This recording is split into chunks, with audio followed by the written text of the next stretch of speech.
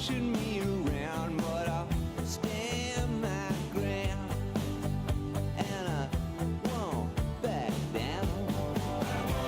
Hey, baby, there ain't no easy way out. Hey, I will stand my ground, and I won't back down.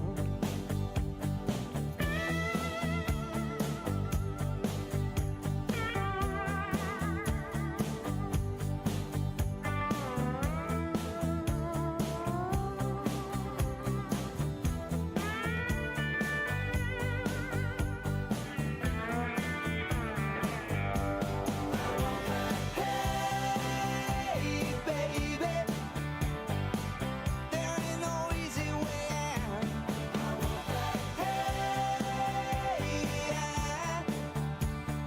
won't back down. Hey, baby, there ain't no easy way out. Hey, I will stand my ground, and I won't back down. No, I won't back down.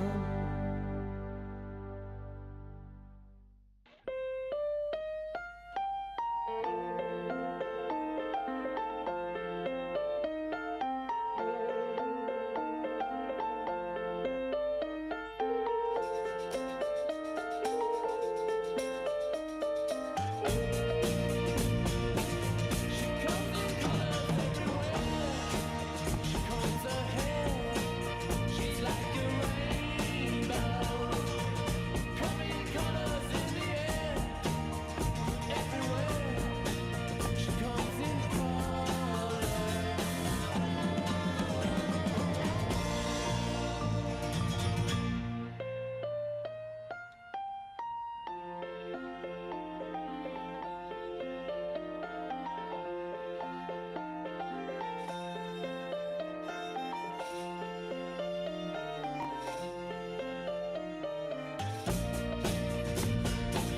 She comes in colors everywhere.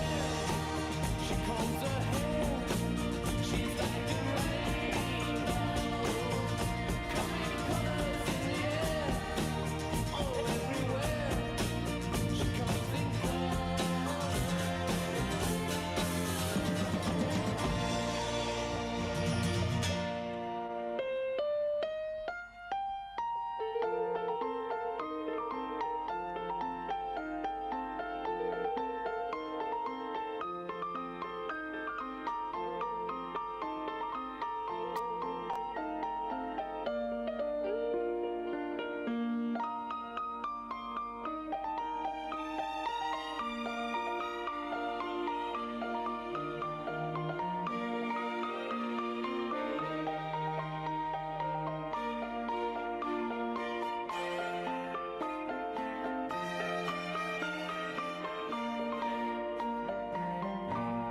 Have you seen her dressed in blue? See the sky in front of you, and her face is like a sail, spoken white, so fair and pale. Have you seen a lady fair? She comes in colors everywhere. She combs her hair. She's like a rainbow. Coming colors in the air. Everywhere. She comes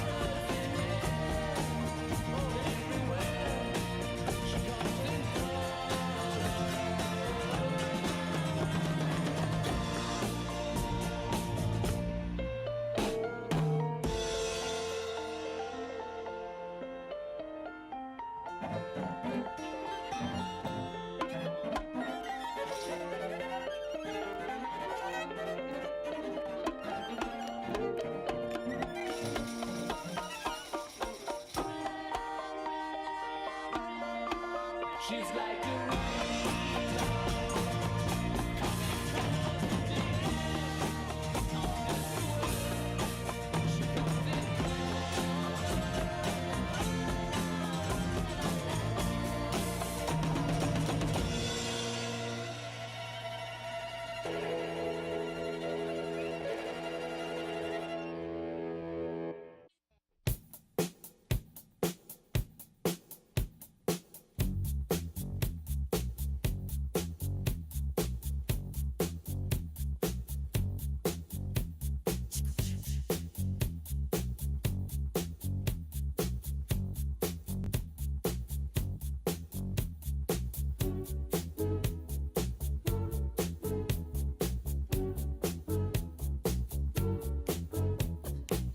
She was more like a beauty queen from a movie scene.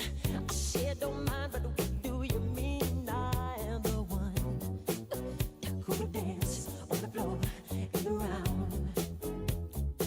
She said, I am the one who would dance on the floor and around.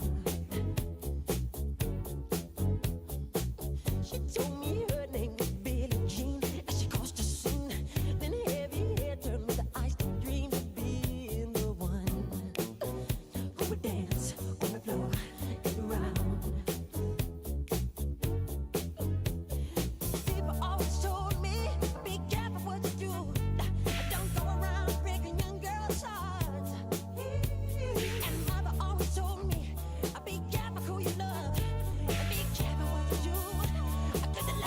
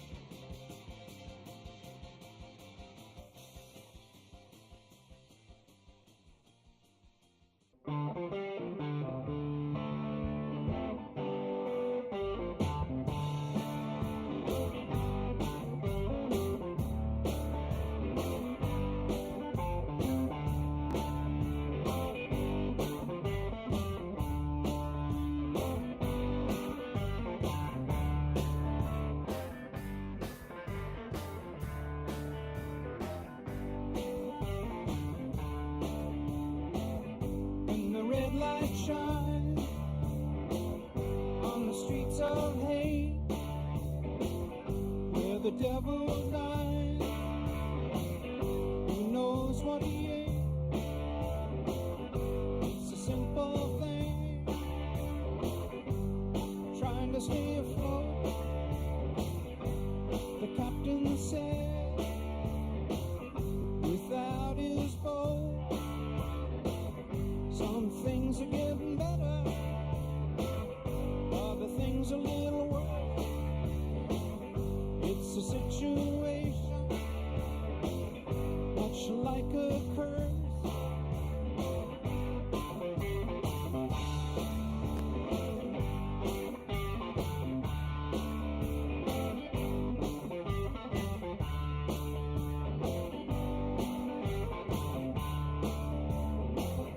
It's the devil's sidewalk. It's the devil's door. Try to avoid it, said the captain of the shore. There's a garden growing and a million weeds, with no way knowing who has done which deed.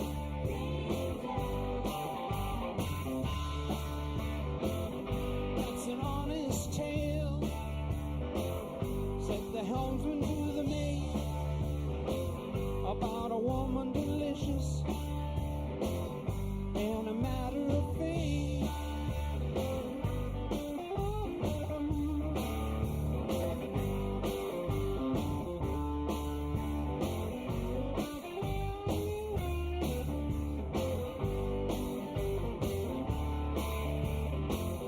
Big wheels still rolling down on me.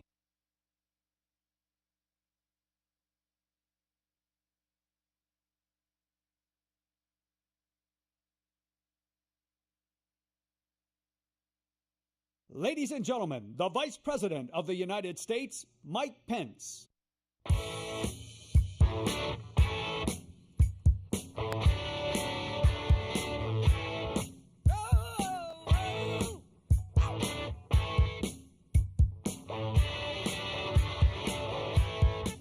There she stood in the street, smiling from her head to her feet. I said, hey, what is this? Now, baby, maybe she's in need of a kiss. I said, hey, what's your name, baby? Maybe we can see things the same. Now, don't you wait, oh, hesitate. Let's move before they raise the parking lot. All right now, baby, it's all right.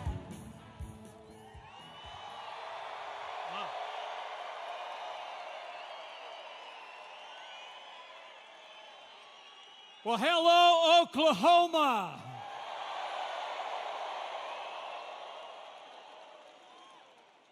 To Governor Kevin Stitt, the members of Congress, members of the incredible Trump family,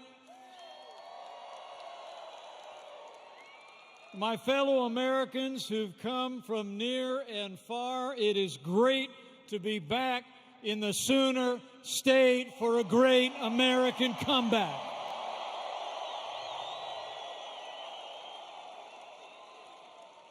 But I need to tell you, I'm here for one reason and one reason only. And that is that Oklahoma and America need 4 more years of President Donald Trump in the White House. It's on, America. And the road to victory starts right here.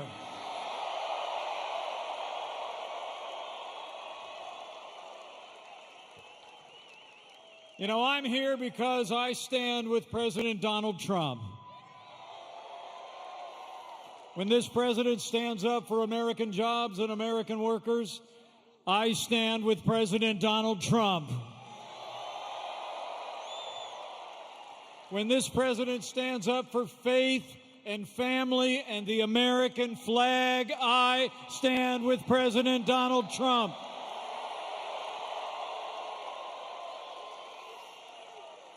And when this president stands up to the radical left and their socialist agenda, I stand with President Donald Trump.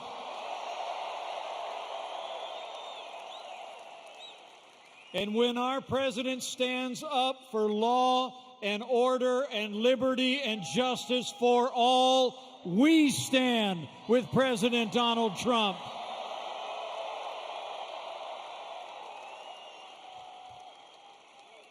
You know, 4 years ago, a movement was born.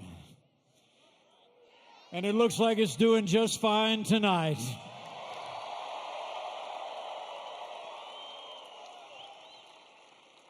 It's a movement of everyday Americans from every walk of life. Here in Oklahoma, you believed we could be strong again. You believed we could be prosperous again. You said yes to President Donald Trump in 2016, and I know Oklahoma is going to say yes to 4 more years of President Donald Trump in 2020.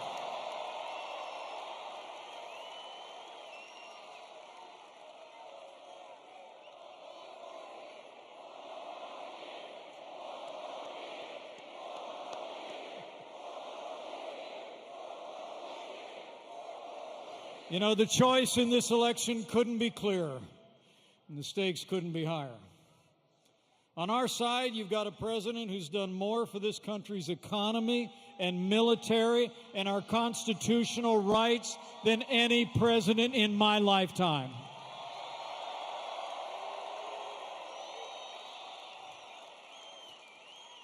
He's delivered 3 years of action, 3 years of results, 3 years of promises made and promises kept.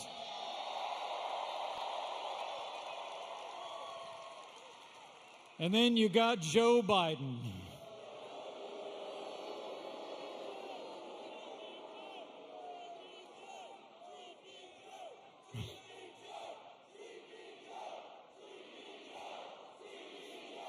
I mean, think about the contrast. President Trump cut taxes for working families, small businesses, and family farms. And Joe Biden wants to raise your taxes. President Trump signed more laws cutting federal red tape than any president in American history. And Joe Biden wants to bury our economy under an avalanche of red tape like the Green New Deal. President Trump has stood up to China and put American jobs and American workers first. And Joe Biden wants to go back to economic surrender. Joe Biden will cost America jobs. And by contrast, President Trump created more than 7 million jobs in our first 3 years. And as we open up America again, we've already seen 3 million jobs created in a single month and set a record for retail sales. The great American comeback has begun, and President Trump is leading the way.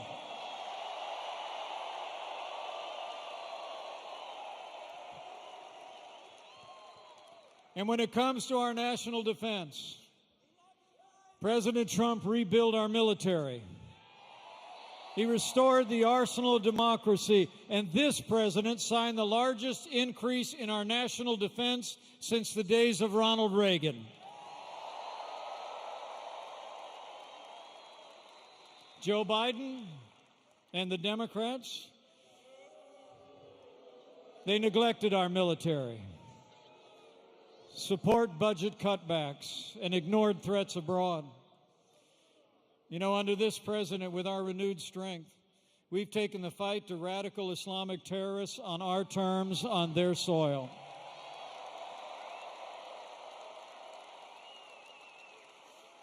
You know, when Joe Biden saw ISIS overrun hard-won ground in Iraq, last year, under this commander-in-chief, American forces captured the last inch of territory of ISIS control, and we took down their leader without one American casualty.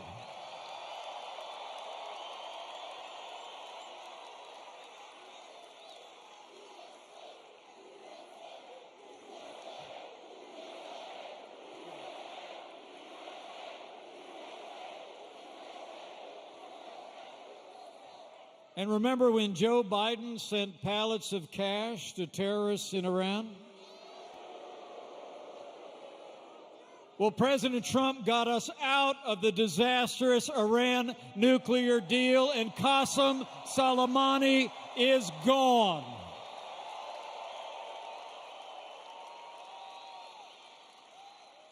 You know, as the father of a United States Marine, I couldn't be prouder to serve alongside a president who cares so deeply about the men and women of our armed forces. So the choice is clear on jobs, on national security. And this president also knows that national security starts with border security.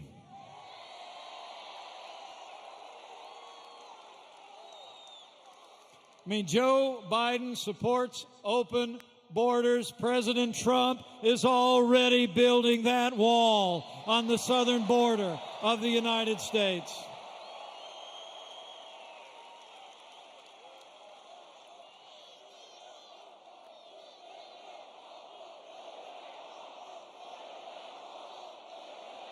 Oh, we're building it. You'll see. And this president, from the first day of this administration, has stood for law and order and stood with the incredible men and women of law enforcement at every level.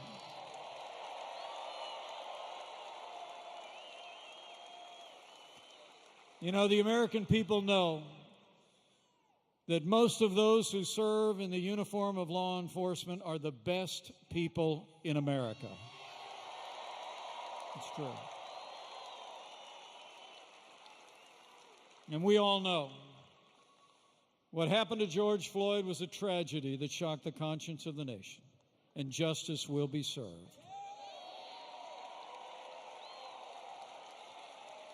There's no excuse for what happened to George Floyd, but there's also no excuse for the rioting, looting, and violence that followed.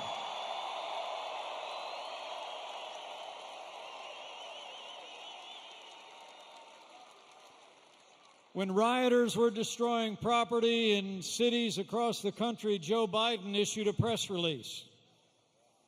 President Donald Trump sent in the National Guard. He secured our nation's capital and called on every governor in America to do the same.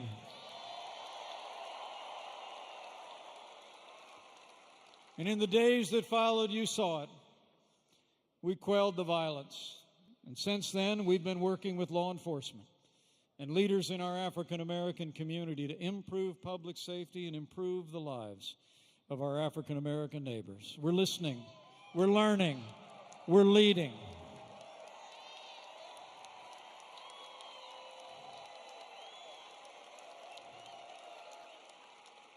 And we'll find ways to move forward together.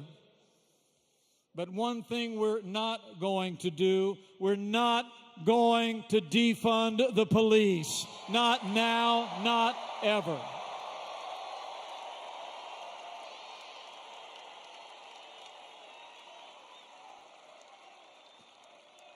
And when it comes to the rule of law, Joe Biden is making plans to appoint activist judges who will legislate from the bench.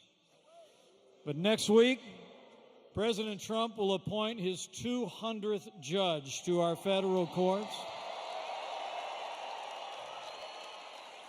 And they're all conservative jurists who are upholding the God-given liberties enshrined in our Constitution, like the freedom of speech, the freedom of religion, and the Second Amendment right to keep and bear arms.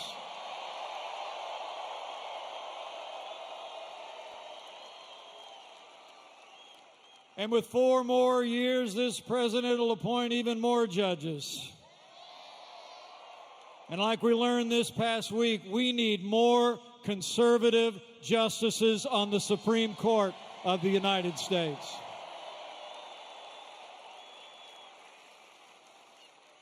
And finally, while Joe Biden supports taxpayer funding of abortion and was just endorsed by Planned Parenthood, I couldn't be more proud to be vice president for a president who stands without apology for the right to life.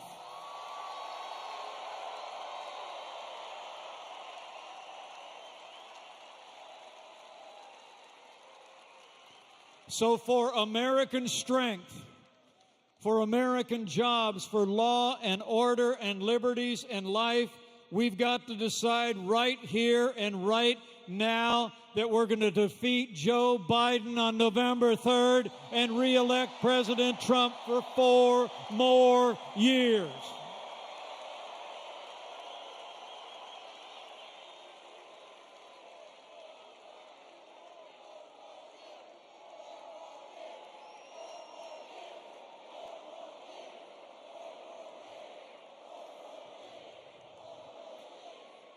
You know, because it's not just the record of success.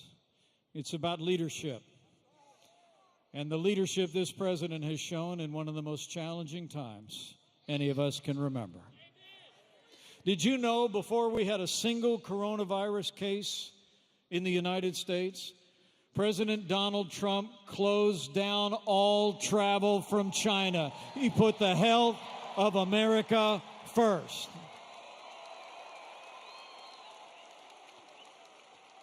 And with the president's leadership, we stood up a national response. We delivered hundreds of millions of medical supplies to healthcare workers in all 50 states. We reinvented testing from a standing start, and now we're testing almost 500,000 Americans every single day. Working with American Free Enterprise, we manufactured medical equipment on a wartime footing. And no American who required a ventilator was ever denied a ventilator in the United States. That's a national accomplishment. And now, all 50 states are opening up America again. People are going back to work and worship. We're getting back out to stores and restaurants and the great outdoors. The transition to greatness has begun.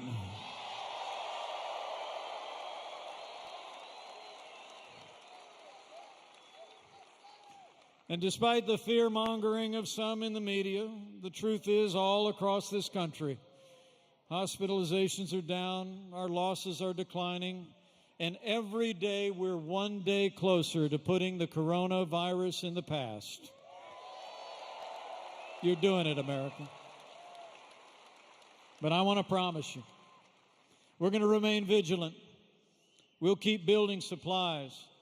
We'll keep developing medicines and vaccines. We'll be ready for whatever the future holds, and we will always put the health of America first. That's what leadership looks like.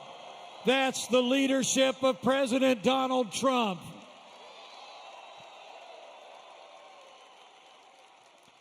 So, my fellow Americans, get ready. Buckle up. It's on. We've got a little more than 4 months to win 4 more years for President Donald Trump in the White House. So get ready to bring it, just like you did 4 years ago. Bring the enthusiasm. Keep voicing your support. Keep telling your neighbors and friends all that we've accomplished and what this president can do with 4 more years in the White House. I mean, think about it. 4 more years means more jobs. 4 more years means more judges. 4 more years means more support for our troops. And it's going to take at least 4 more years to drain that swamp.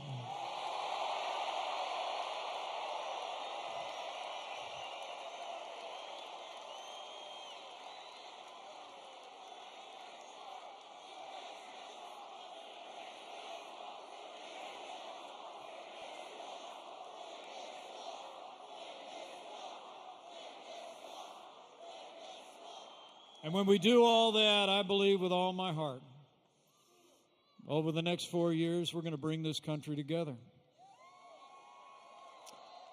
America will be stronger than ever before, more jobs and opportunities than ever before. And America will be a place where every American, regardless of race or creed or color or income, can work and worship in freedom, choose where their child goes to school, find a good paying job, and live the American dream.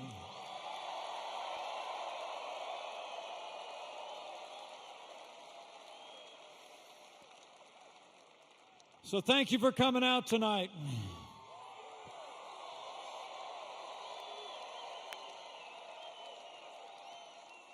I'm going to get on my way and let you hear from him yourself.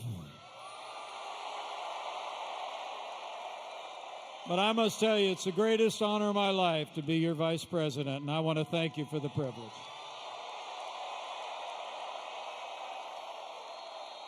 And in all my travels across this country, from big cities to small towns over the last 4 years, I can tell you firsthand, America is a freedom-loving nation, and America is a nation of faith.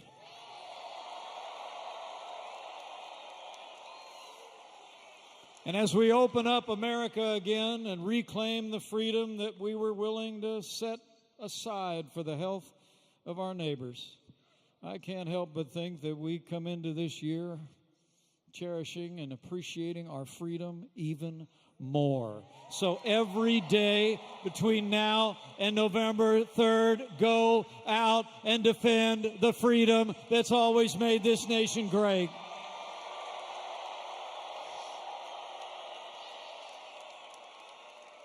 And while you're doing it, have faith. Faith that in these challenging times, that if his people who are called by his name will humble themselves and pray, he'll do like he's always done through the long and storied history of this land. He'll hear from heaven. He'll heal this land, this one nation under God, indivisible, with liberty and justice for all. So pray for America, for all the American people. Ladies and gentlemen, President Donald Trump is the real deal. He's a man who says what he means and means what he says. He never quits. He never backs down. And I can tell you firsthand, he's never stopped fighting to keep the promises that he made to the American people. And now it's our turn to fight for him.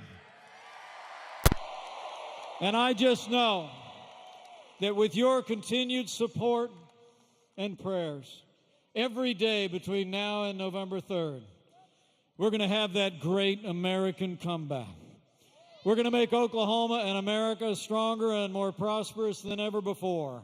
And with President Donald Trump in the White House for 4 more years, and with God's help, we will make America great again. Thank you, Oklahoma. God bless you.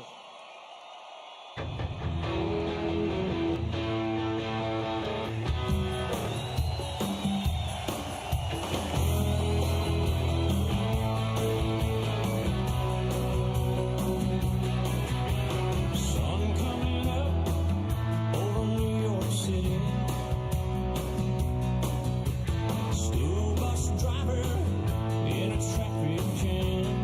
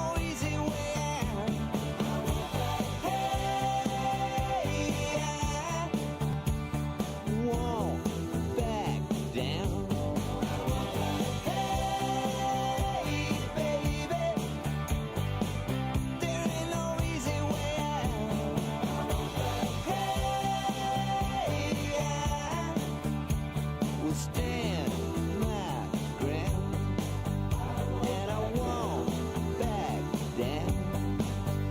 No, I won't back down.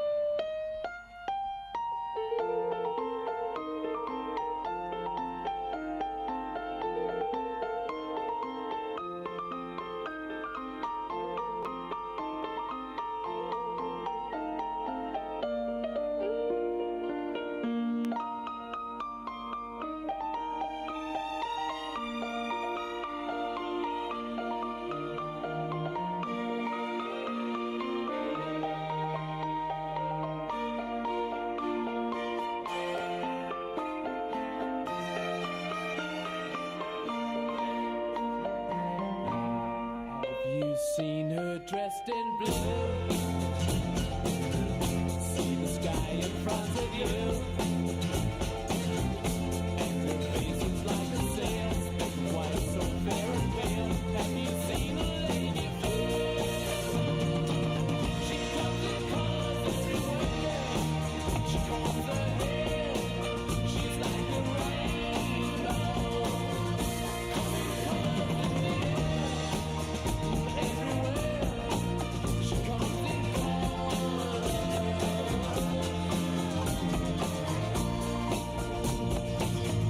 Have you seen her all in gold? Like the queen in days of old. She shoots colors all around, like the sunset going down. Have you seen the lady fair? She comes in colors. She combs her hair. She's like a rainbow. Coming colors in the air. Oh, everywhere. She comes in color.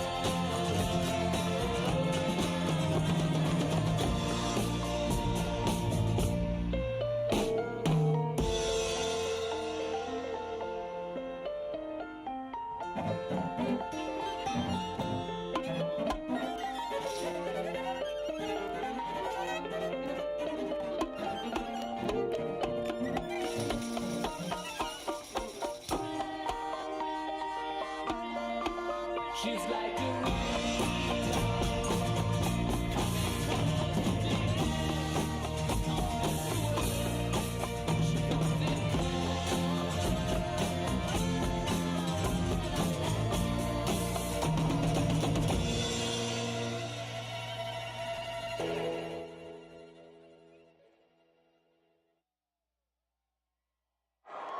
What truly matters is not which party controls our government, but whether our government is controlled by the people.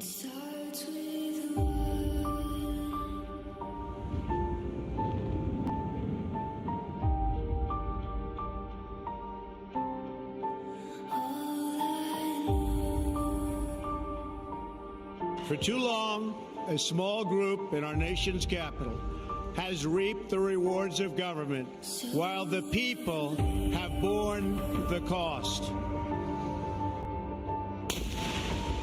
The establishment protected itself, but not the citizens of our country.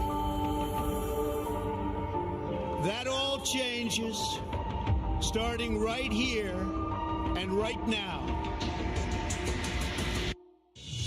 One thing, I don't know why.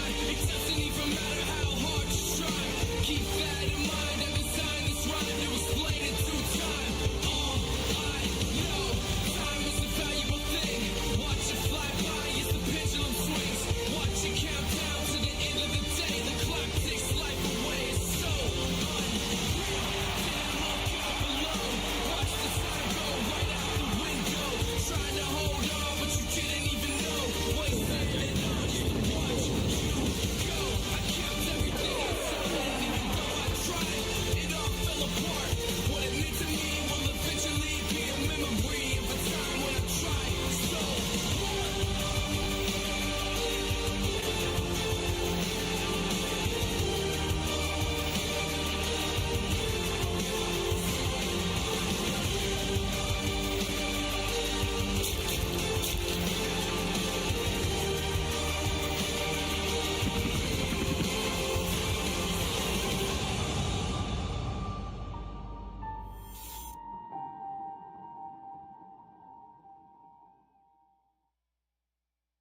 Ladies and gentlemen, the President of the United States, Donald J. Trump. And I'm proud to be an American, where at least I know I'm free. And I won't forget the men who died, who gave that right to me. And I gladly stand up next to you and defend her still today. 'Cause there ain't no doubt I love this land. God bless the USA.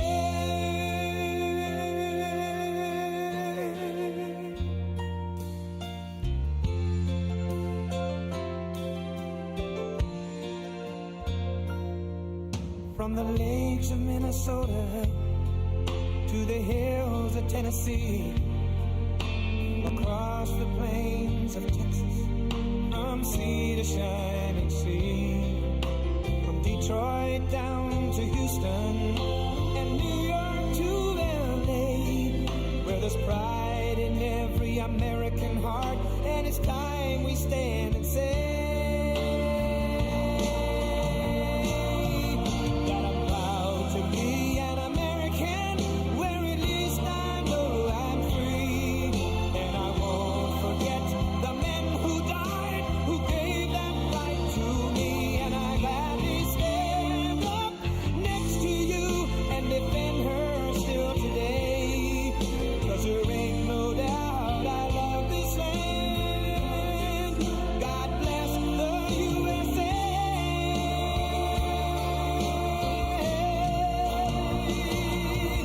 And I'm proud to be an American, where at least I know I'm free. And I won't forget the men who died, who gave that right to me. And I gladly stand up next to you and defend her still today. 'Cause there ain't no doubt I love this land. God bless the USA.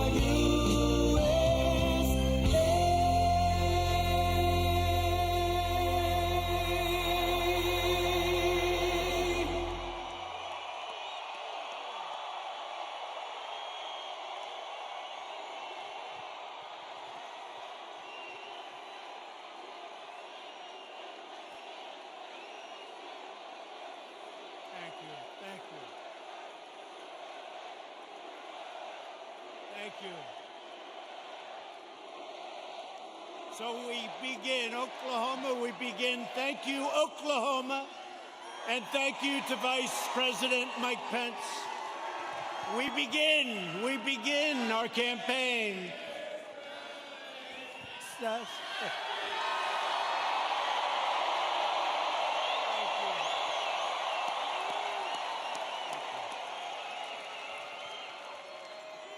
we begin our campaign, and I just want to thank all of you. You are warriors. I've been watching the fake news for weeks now, and everything is negative. Don't go, don't come, don't do anything. Today it was like, I've never seen anything like it. I've never seen anything like it. You are warriors. Thank you. We had some very bad people outside.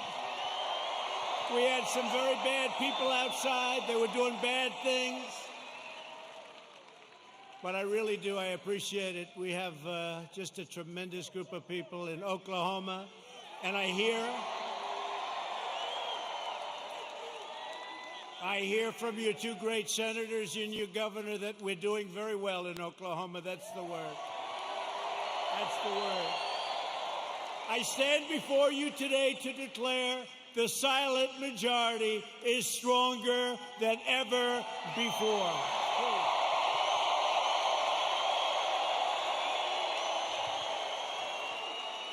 5 months from now, we're going to defeat Sleepy Joe Biden.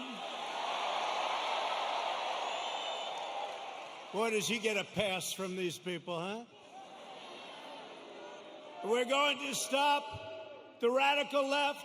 We're going to build a future of safety and opportunity for Americans of every race, color, religion, and creed. Republicans are the party of liberty, equality, and justice for all. We are the party of Abraham Lincoln, and we are the party of law and order.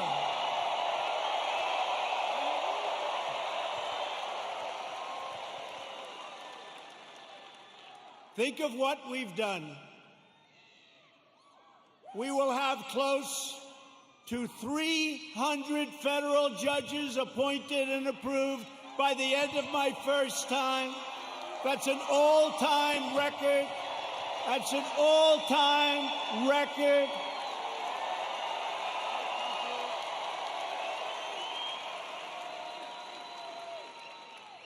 I've always heard how important judges are.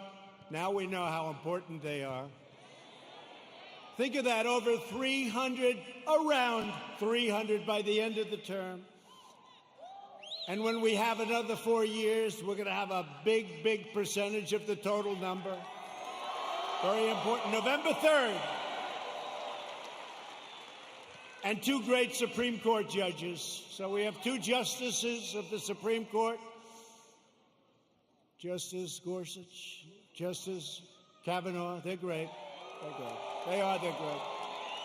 We have 2.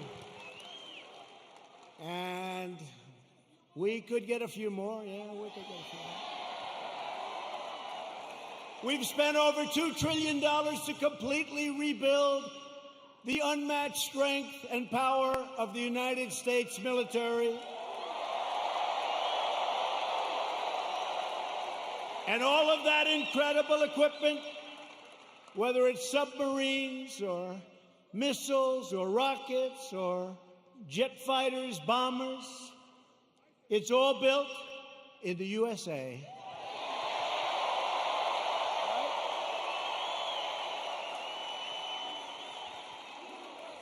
We passed VA choice. Thank you very much, Jim. Where's my senator? Jim Inhofe. You better vote for him. He's running. He's great.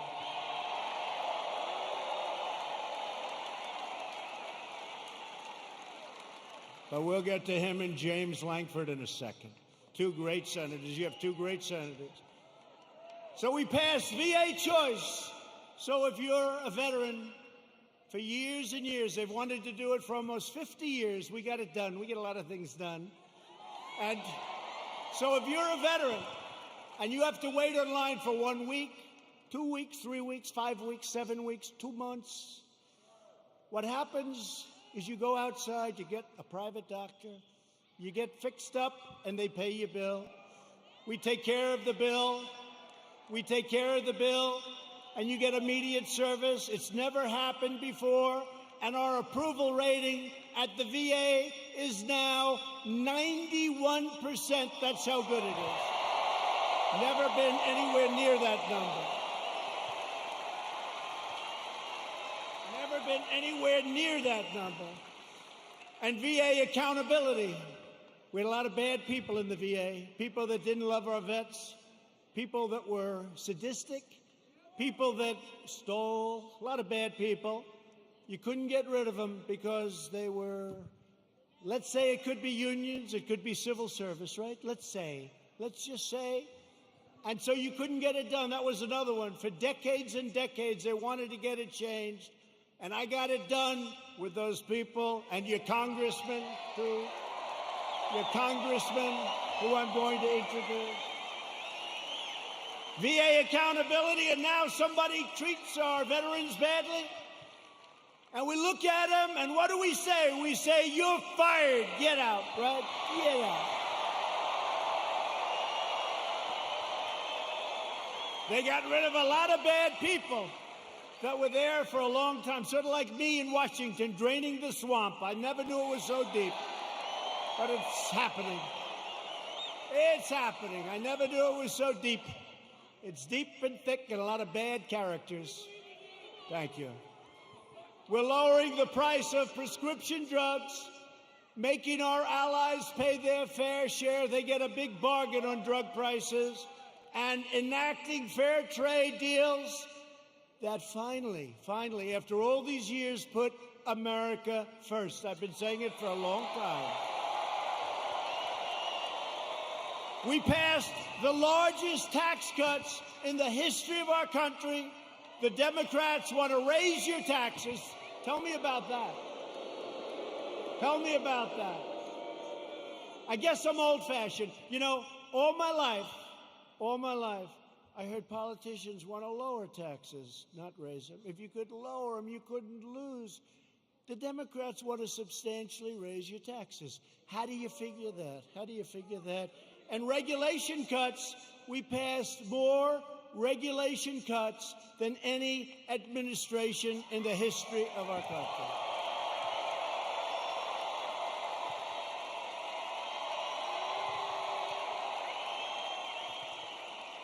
And with the help of our great energy workers, many of them come from the great state of Oklahoma. Do you ever notice that Biden oftentimes gets the state wrong?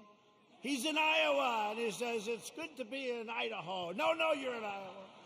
He's in New Hampshire, and he says, it's great to be in Ohio. No, you're in New Hampshire. That happens to him all the time. Hasn't happened to me yet. You know, when that happens, there's nothing you can do to make up for it. You might as well just walk off the stage because the speech is a disaster. Yeah. Right?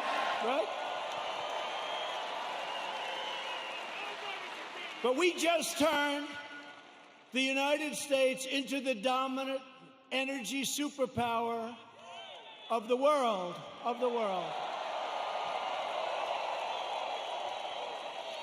And because of the Chinese virus, what happened about 3 months ago, it looked like we were in big trouble, and we were, and I got it back together. I called Russia. I called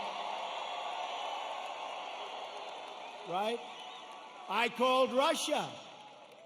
I called Saudi Arabia. And believe it or not, I called Mexico. Mexico was a little bit tough. That's called OPEC Plus. Did you ever hear of OPEC Plus? That's OPEC plus plus.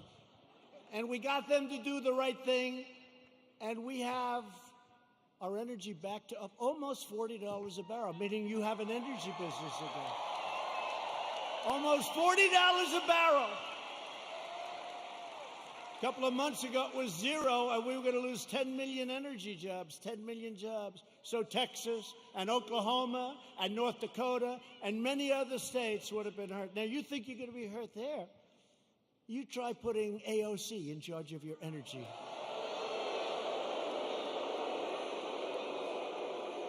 That will make the pandemic look like child's play to the people in energy.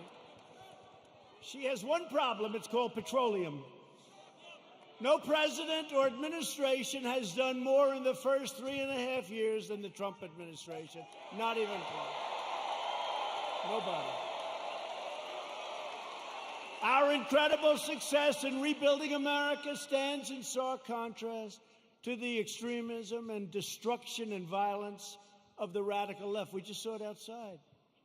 You just saw it outside. You saw these thugs that came along. These people call them protesters. Isn't it beautiful? It's so beautiful. No, they're so wonderful. They call them the Boston Tea Party. They're so wonderful. Yeah, they call them. You ever watch fake news CNN? You ever watch where they go?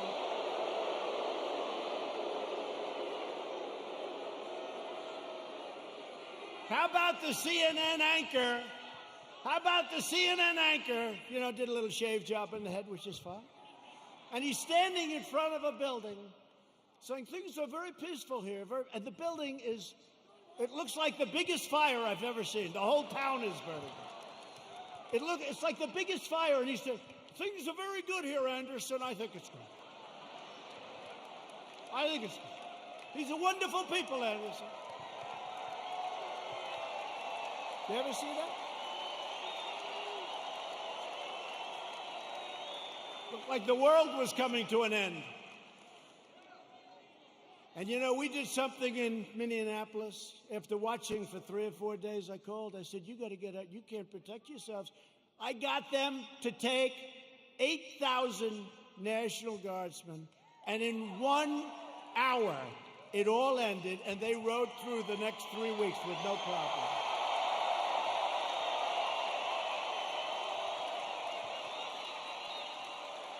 And we did the same thing in other cities. But how about Seattle? Isn't that great?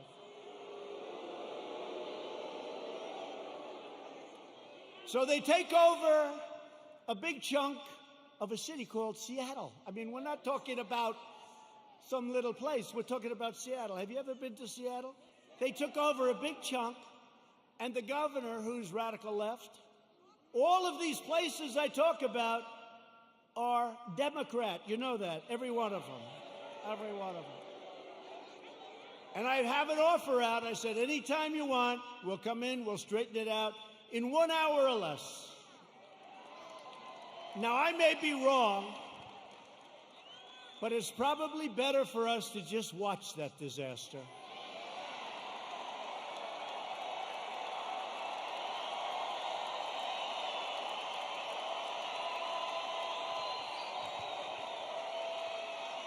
I flew in with some of our great congressmen who we're going to introduce in a second, and I said to him, Congressman, what do you think? I can straighten it out fast. Should we just go in? No, sir. Let it simmer for a little while. Let people see what radical left Democrats will do to our country. Right? But Americans have watched left-wing radicals burn down buildings, loot businesses, destroy private property, injure hundreds of dedicated police officers. These police officers, they get injured. They don't complain. They're incredible. And injure thousands upon thousands of people only to hear the radical fake news say what a beautiful rally it was.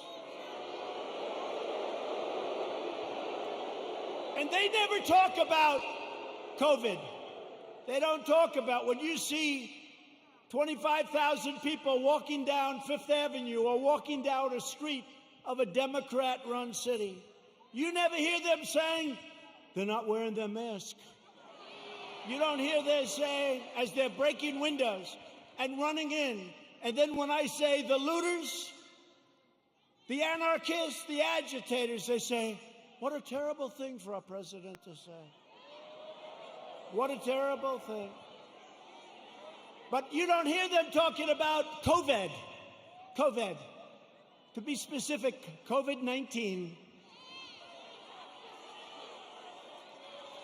That name gets further and further away from China as opposed to calling it the Chinese virus.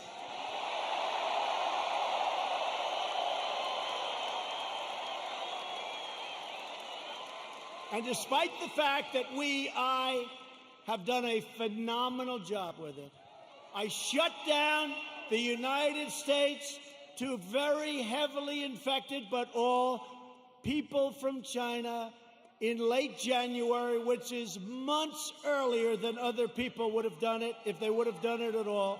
I saved hundreds of thousands of lives. We don't ever get even a mention. Then I closed it down to Europe early. Closed it down because I saw what was happening. And by the way, most people said, don't do it. Don't do it. We saved hundreds of thousands of lives. And all we do is get hit on like we're terrible. And what we've done with the ventilators and with the medical equipment and with testing, you know, testing is a double-edged sword. We've tested now 25 million people. It's probably 20 million people more than anybody else. Germany's done a lot. South Korea's done a lot. They call me, they say, the job you're doing, here's the bad part. When you do testing to that extent, you're going to find more people, you're going to find more cases. So I said to my people, slow the testing down, please. They test and they test. We got tests that people don't know what's going on. We got tests. We got another one over here. The young man's 10 years old. He's got the sniffles. He'll recover in about 15 minutes. That's a case. Add up to it. That's a case. That's a case.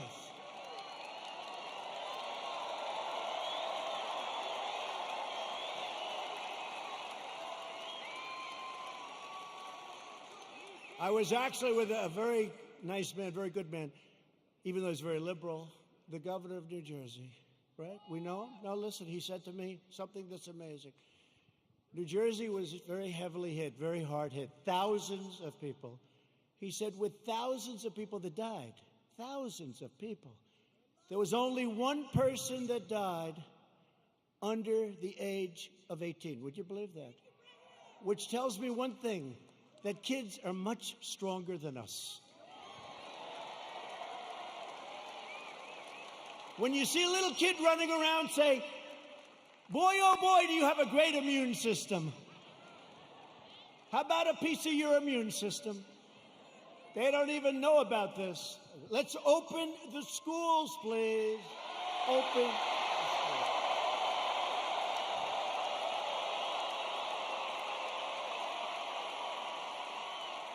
Open the schools. We got to get them open. In the fall, we got to get them open. The unhinged left-wing mob is trying to vandalize our history, desecrate our monuments, our beautiful monuments,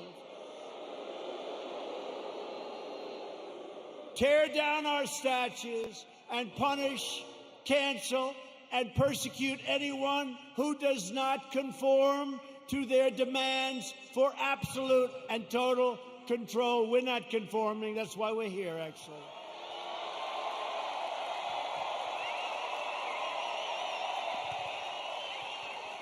This cruel campaign of censorship and exclusion violates everything we hold dear as Americans. They want to demolish our heritage so they can impose their new oppressive regime in its place. They want to defund and dissolve our police departments. Think of that.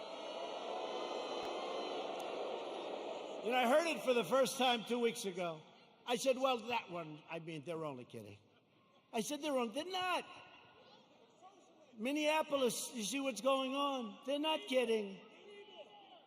They got a lot of problems. They'll have a lot of problems. Hey, it's 1 o'clock in the morning, and a very tough, you know, I've used the word on occasion, hombre.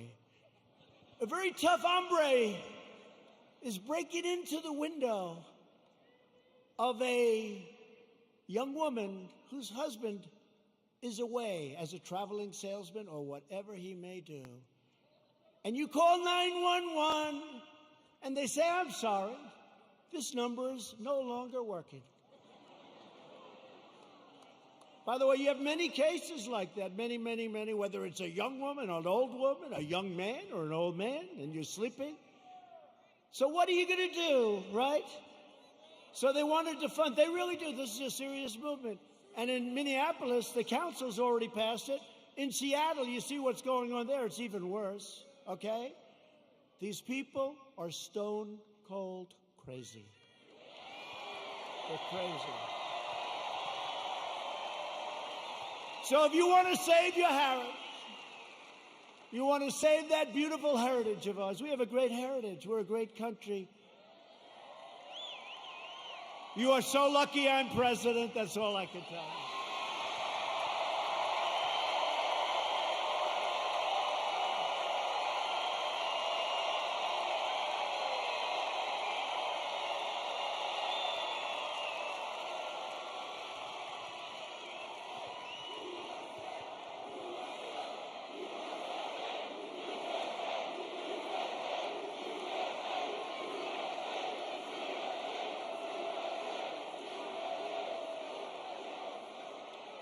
People have come up to me and say, how do you take it? I say, do I have a choice? Do I have a choice? We deal with a lot of bad people, but we're winning. And every once in a while, I'll have one of these days where I'm hit left and right, like even this great event. What if you could have seen outside, or if you could have heard the reports, oh, it's COVID, it's this, by the way, it's a disease, without question, has more names than any disease in history. I can name Kung Flu. I can name 19 different versions of names. Many call it a virus, which it is. Many call it a flu. What difference? I think we have 19 or 20 versions of the name. But they say to me, where do you get the energy? I say, I don't have a choice. I don't have a choice. You know, it was interesting to show you how fake they are. You might have seen it. So last week they called me and they say, sir, West Point, we're ready. I said, oh, that's right. I have to make the commencement speech at West Point. You know, they delayed it for 6 weeks because of COVID. So they delayed it, and I went there. 1,106 cadets were graduated, and beautiful. Right? Beautiful cadets. So, this is just to show you how bad the fake news is. So, they say to me, sir, we're ready to go. I say, let's go. This is after saying hello to a lot of cadets, inspecting little areas of a building that was very exciting. Actually, it's beautiful, very old. Studied a lot of our great generals, some of our presidents that went there. West Point is beautiful, right on the Hudson River. But after an hour, general that runs it is a fantastic guy. After an hour, we land. We do some more inspections, and they say, sir, are you ready? Yes, I am. So we walk like the equivalent of about 3 blocks, which is fine. We go on stage, which is fine. They make speeches, then I make a speech. It lasted a long time. I don't know, maybe 45 minutes, maybe longer. I don't know, but a long time. The sun is pouring down on me, okay? But they said to me before the speech, sir, would you like to salute each cadet, each single cadet, or maybe they'll be in groups of 2. Would you like to salute like this? Yes. Like this. Almost 600 times. You know what that is? 600 times!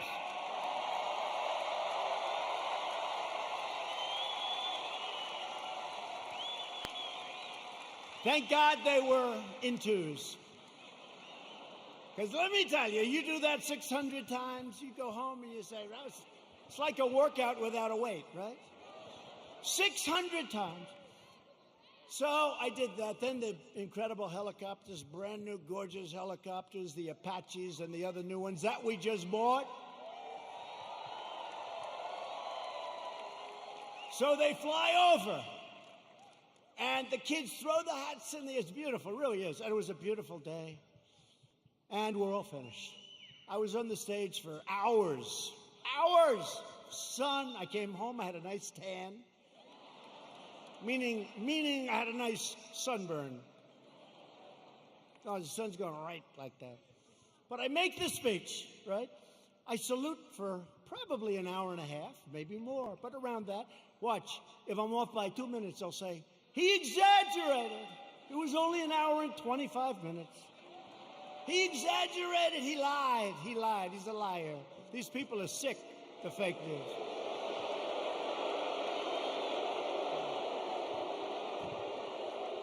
So then, I finished saluting, my final salute. I said, thank goodness, thank you very much. But think of it, so essentially almost 600 times. Now, the general says, sir, are you ready? I said, I'm ready, General. Where are we going now? You have to understand, I left early in the morning to get there. Now it's sort of late in the afternoon. A lot of these fakers were with us, so they know. He said, sir, we can now leave the stage. I said, great, General, let's go. I'll follow you. And he goes like this, right here, sir. I'll walk on.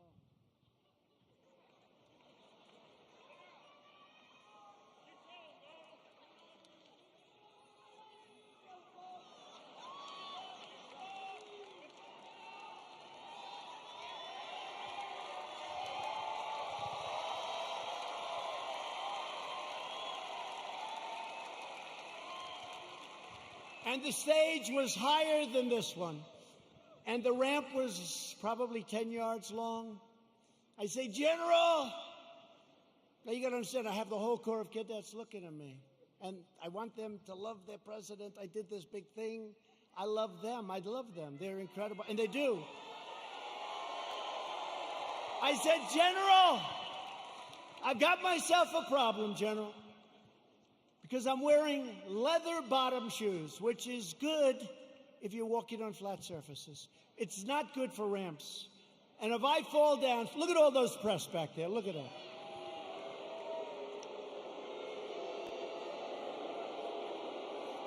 And this was a steel ramp. You all saw it because everybody saw it. This was a steel ramp. It had no handrail. It was like an ice skating rink. And I said, General, I have a problem. And he didn't understand that at first. I said, there's no way. You understood? I just saluted almost 600 times. I just made a big speech. I sat for other speeches. I'm being baked. I'm being baked like a cake. I said, General, there's no way I can make it down that ramp without falling on my ass, General. I have no railing. Sure. It's true. So I said, is there like something else around? Sir, the ramp is ready to go. Grab me, sir. Grab me. I didn't really want to grab him. You know why? Because I said, that'll be a story too. So now I have a choice. I can stay up there for another couple of hours and wait till I'm rescued. Or I can go down this really steep, really,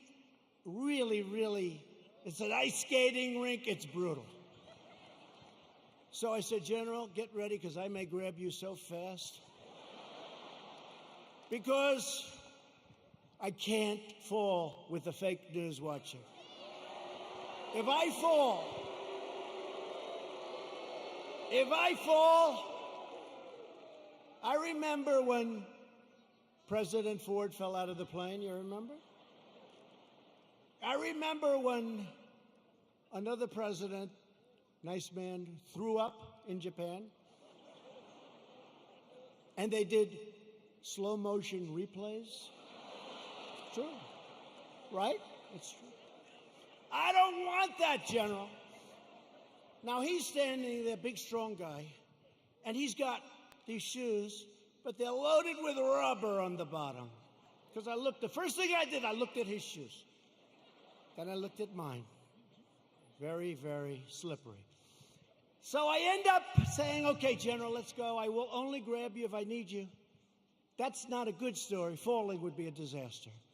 It turned out to be worse than anything. I would have been better off if I fell and slid down the damn ramp. Right? So what happens is I start the journey inch by inch, right? And I was really bent over, too. I didn't like that, you know. I didn't like this picture. This picture, I'm sure, will be an ad by the fakers. So I was bent over, right? And I'm going like this.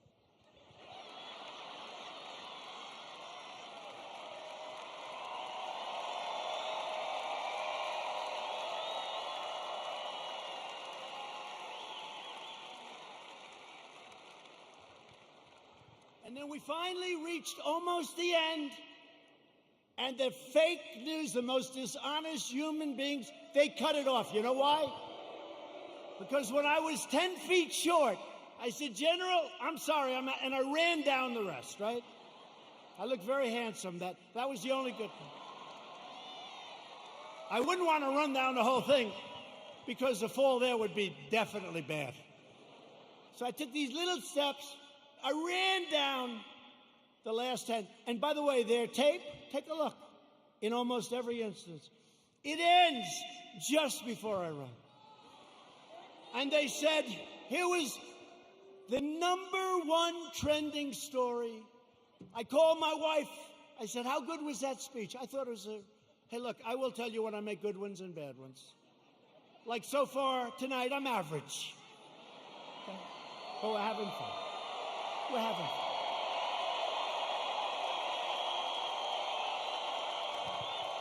So far tonight. But I called my wife and I said, how good was it, darling? She said, you're trending #1. I said to our great First Lady, I said, let me ask you a question. Was it that good, the speech, that I'm trending #1? Because I felt it was really good. No, they don't even mention the speech. They mentioned the fact that you may have Parkinson's disease. It's true. It's true. It's true.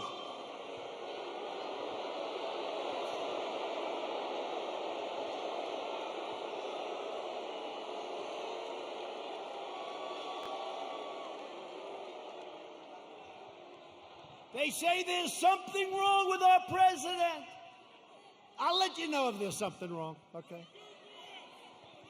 I'll let you know if there's something. I'll tell you what, there's something wrong with Biden, that I can tell you.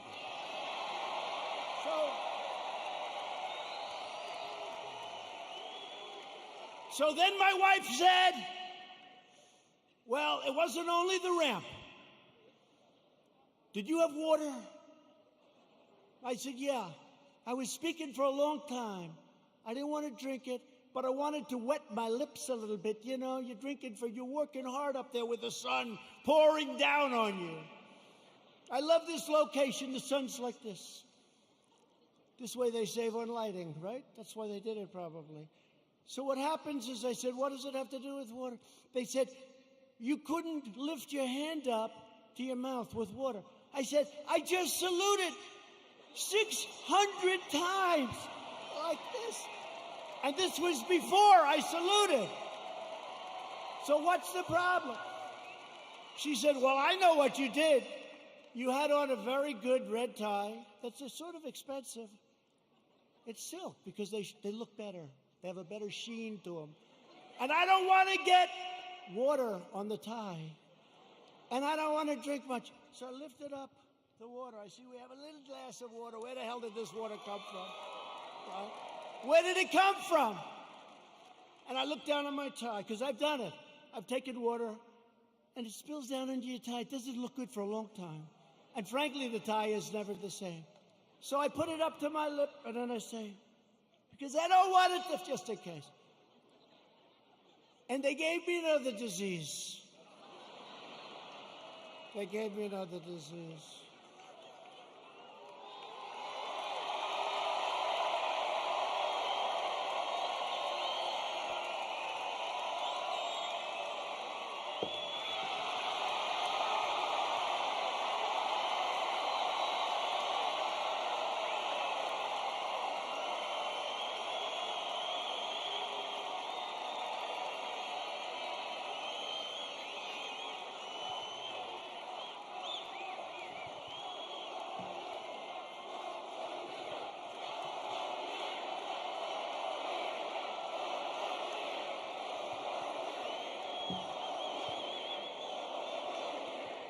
Anyway, that's a long story, but Here's the story. I have lived with more the ramp than the water, but I've lived with the ramp and the water since I left West Point. Not one media group said I made a good speech or I made a great speech. But the kids loved it because they broke their barrier, which wasn't good in terms of COVID. But they broke their barrier and they wanted to shake hands. They wanted to, and I don't want to tell anybody, but there were a couple of kids they put at the end. I actually shook their hand, okay? I actually shook it. Because they were excited. They were excited. They're with their president. They were excited. The most beautiful young people, men, women, the most beautiful young people you've ever seen. So think of how you feel, you me. I go there. How did I do? Sir, that was a great speech. You know, all my people, sir, that was one of your best. That was great. I said, that's great. I agree. It was a good speech. I like that speech. They don't mention the speech, but they have me going down this ramp at an inch at a time. It's so unfair. It really is. So unfair. They are among the most dishonest people anywhere on earth. They're bad people. Bad people.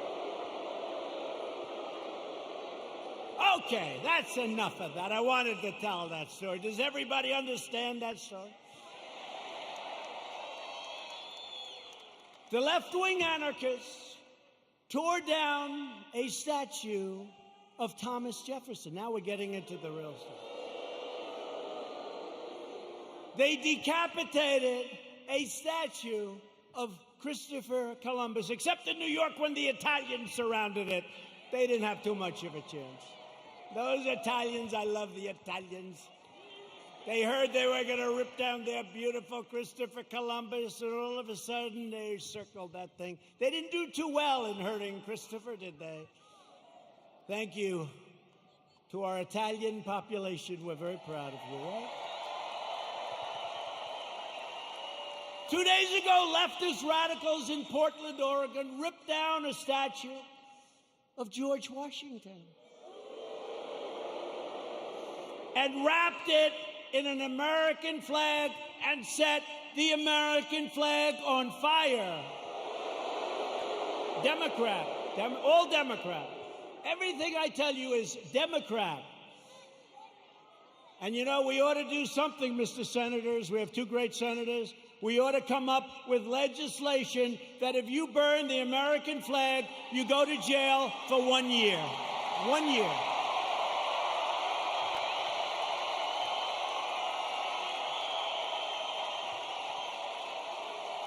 Jim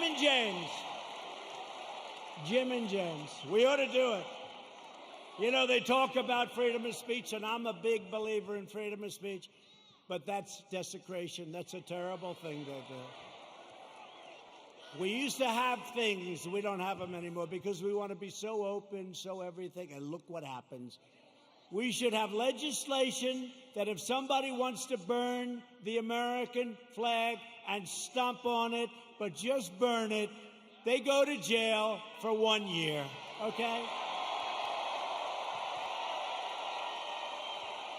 In Seattle, the Democrat mayor and the Democrat city council have surrendered control of 6 city blocks to an anarchist mob. These are anarchists. These are not protesters. You listen to the fake news, they say, oh, the protesters were lovely. Could you imagine if people just even slightly to the right tried to take over Seattle? They'd have machine guns out to get them. But these people can take over the city. Look at what they've done to business people that have spent years and years building their business, and now they're wiped out, taken away. Governor Inslee ought to get his act together, get in there. I'll help you. I'll do whatever you want. I'm waiting for a call. I would love to do it. I would love to do it. It'll take less than an hour, and it'll all be over with, and you'll have your city back.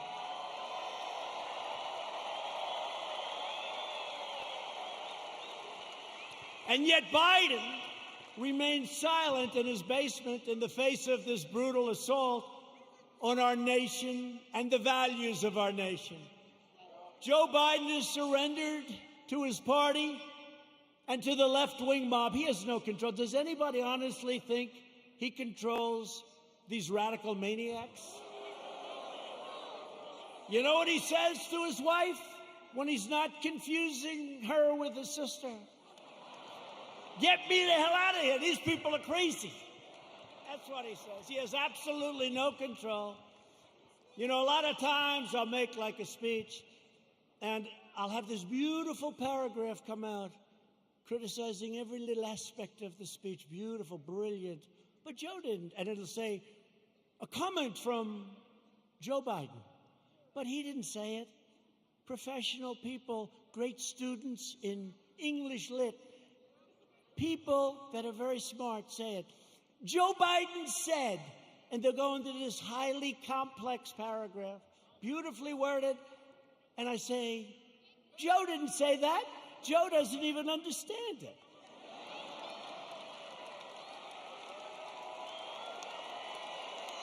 And if Biden is elected, he will surrender your country to these mobsters 100%. Your 401ks, by the way, look at how we're doing in the stock market. Just set another record with NASDAQ. Your 401ks and money itself will be worthless. Your 401ks are doing very well, unless, I don't want to say, if you were stupid, I said, don't sell, don't sell. It went down, but we got it back up. And now NASDAQ, think of it, NASDAQ just set a record, and I think you're going to see a lot of records. And next year, if we don't do anything stupid on November 3rd, you are going to have the greatest economic year we've ever had. That'll be next year.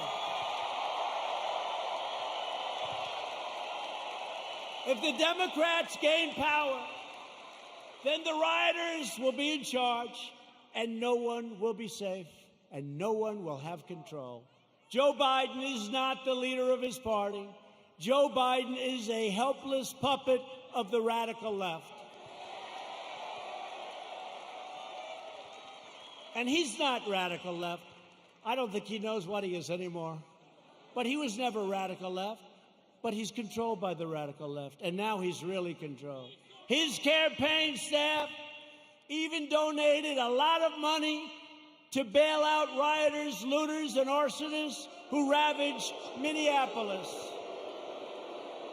They bailed them out. They put up a lot of money to bail them out, the rioters, the looters. And they were the arsonists. So they'll say, oh, it's terrible what he says about the people of our nation. Maybe some of them aren't even from our nation. The left is trying to do everything they can to stop us. Every hour of every day, including even violence and mayhem, they'll do anything they can to stop us. Look what happened tonight. Look at what happened tonight. Law enforcement said, sir, they can't be outside. It's too dangerous. We had a bunch of maniacs come and sort of attack our city. The mayor and the governor did a great job, but they were very violent people.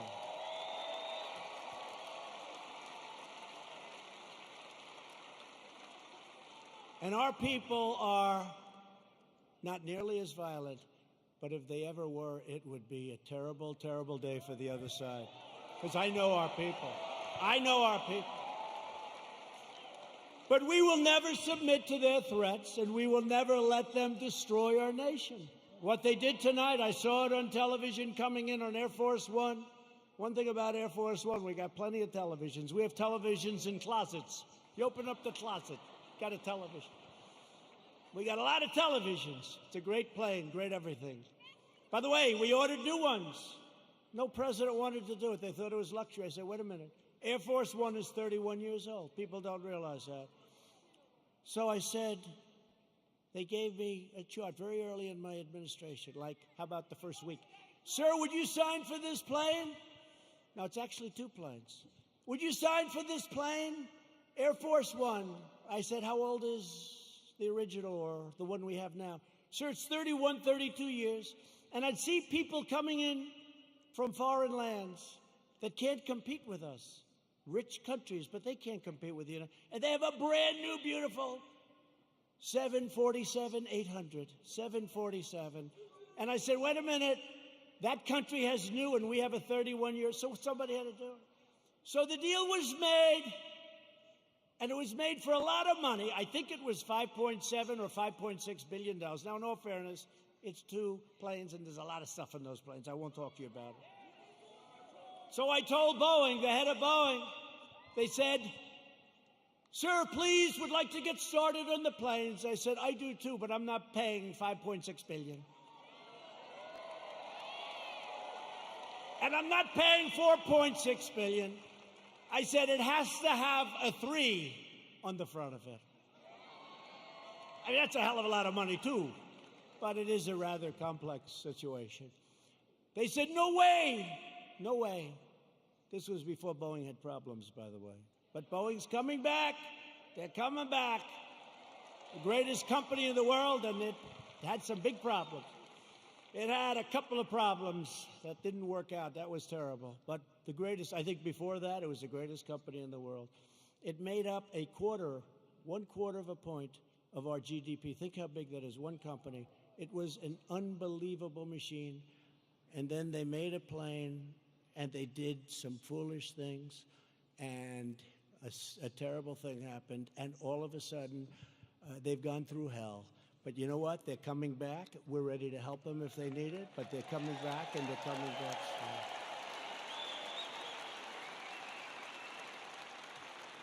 But this was the Boeing before that, and they were riding high, and like I was before this thing came in. But we're still riding high because you know what? On November 3rd, we're going to win. We're going to win.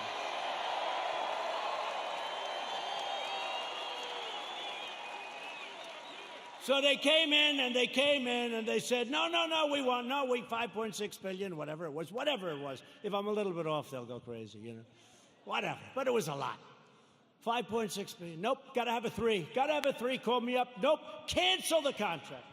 I said, cancel the contract. I want to cancel. I said, General, can you cancel the contract? He said, yes, sir. I'm very proud of it. Oh, good. Cancel it. Okay, sir. By the way, to cancel it, do you have to pay anything? Yes, sir. We have a cancellation fee, sir. How much is it, General? $250 million, sir. I said, what? Sir, we made a good deal. $250 million to cancel. You mean if we don't buy the plane, we have to hand them $250 million? That's not good, right? Look at these two guys. They're looking. By the way, that's like a good story compared to some I could tell you, like with aircraft carriers. So they said $250 million, or I always say this, or around that number, because I'm off by a little bit. They say, oh, he exaggerates. I look at numbers all day long. That's what I look at for years now, for my whole life when you think of it. $250 million cancellation fee, sir. He was very proud of himself. What a great deal. I say, General, don't cancel. Don't cancel. Just tell him I don't want the planes. Don't put anything in writing. Don't put it in writing, General. Why, sir? Because I don't want to pay $250. True. Do you hear that, Jim? Jim Inhofe, he's great. You hear that, Jim? You know that story. He does a great job. So here's what happened, the bottom line. Boeing says, no way, no way, no way. The next week they say, no way we're doing it. The next week they said, how about $5 billion? I said, no way, no way. The next week they said, 4.8. I said, nope, it's got to have a 3 on the front of it. Don't you understand, you dumb son of a bitch? Don't you understand?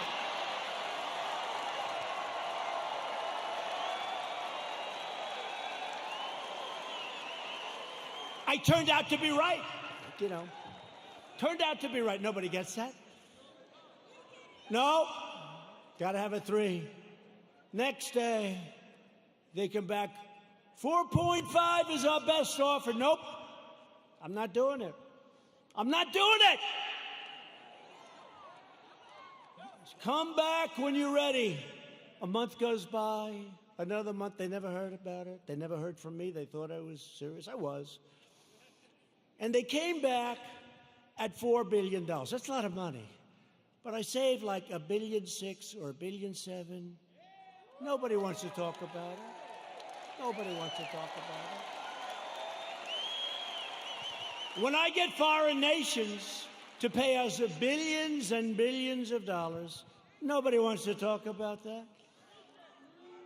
When I take soldiers out of countries because they're not treating us properly, Germany is an example. I mean, I have a German heritage, like some of you. I said, let's get it down from 50,000 to 25,000 because they're delinquent.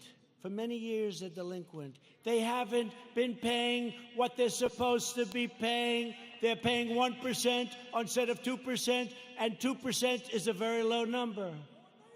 And they say, yes, we think by 2030, maybe 2032, we could get current. I said, no, Angela. Angela, please. Don't say that, Angela. It's true. You know who I'm talking about. Nice, by the way, very nice woman, very good negotiator. I said, Angela, that's a long time. This was in 2019. She said 2032. I said, no, Angela, that's not working. But I said, what about, because now they want to get current, but I said, well, what about the last 25 years, all the money you owe us? Everybody forgot about that. They forget about all the money that wasn't paid. I said, what about the $1 trillion that you really owe? So we're negotiating, let's see. But in the meantime, we're reducing our troops. Remember this, remember this. We're supposed to protect Germany from Russia. But Germany is paying Russia billions of dollars for energy coming from a pipeline, brand new pipeline. So they pay the country we're supposed to protect them from, they pay billions of dollars to that country. We're supposed to protect them. Excuse me, how does that work? How does that work?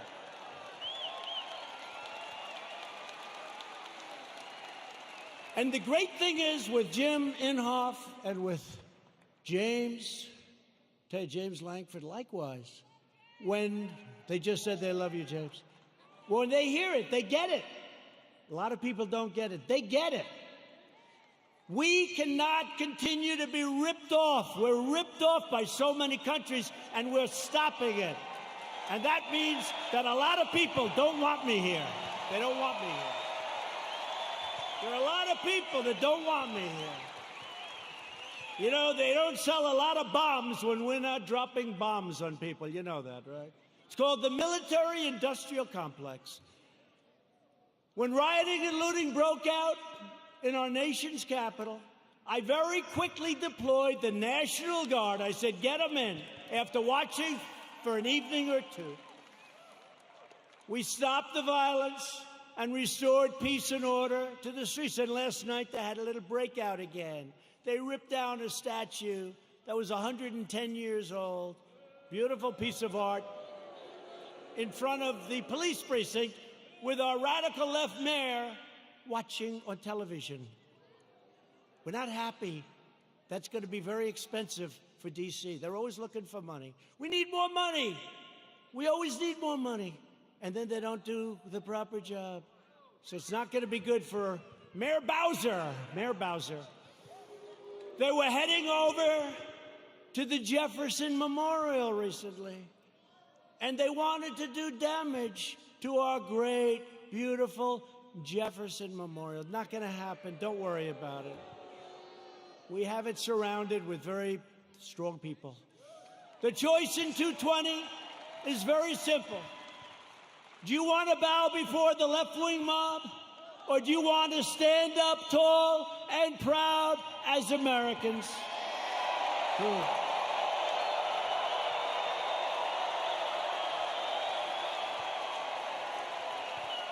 And explain this to the NFL. I like the NFL.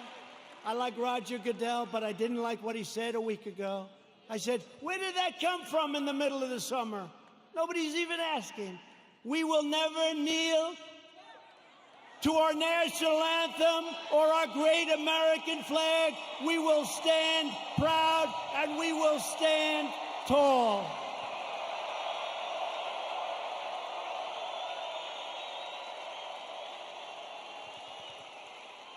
I thought we won that battle with the NFL. Their stadiums were emptying out. Did you see those stadiums? It took them a long time to get you back. A lot of people didn't like that, you know, a lot of people that you wouldn't even think would care that much. I've had people that I said, these are super left liberals, and they didn't like it. Joe Biden and the Democrats want to prosecute Americans for going to church, but not for burning a church. They believe you can riot, vandalize, and destroy, but you cannot attend a peaceful pro-America rally. They want to punish your thought, but not their violent crimes. They want to abolish bail, abolish and open up your borders. They want open borders, let everyone, and by the way, we're doing so well. We have a record this month on the borders. Nobody's coming in. Very few people. And they want to abolish ICE, our great people from ICE who send the roughest, toughest, meanest people that you've ever seen or ever heard. Generally speaking, when they have lots of tattoos on their face, they're not looking to do you much help. ICE, they're rough guys, they're rough, they're great Americans, they love, but they'll walk into, they call them a pack. They'll walk into a pack of tough MS-13 gang members. And you know, we shouldn't say this, it's not nice. They want us to negotiate. They start swinging, and the others start swinging. Everybody's swinging. At the end, they carry them back, and they throw them into the paddy wagon, right? They're great. And these people want to get rid of ICE. They get rid of murderers. They get rid of rapists. They get rid of the worst scum on earth.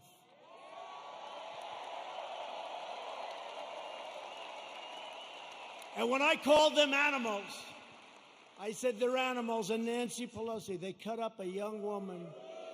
They cut up a young woman and her friend, cut them up with a knife because it was more painful, dead. Cut them up with a knife because it's more painful, takes longer than shooting a gun. They cut them up. I said, these are animals. And Nancy Pelosi said, these are human beings, they're not animals.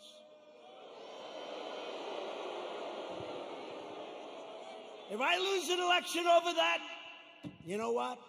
This country's in big trouble. Big trouble. They want to disarm law-abiding citizens and dismantle our police forces while freeing vicious MS-13 gang members. In Joe Biden's America, rioters, looters, and criminal aliens have more rights than law-abiding citizens, and that's true.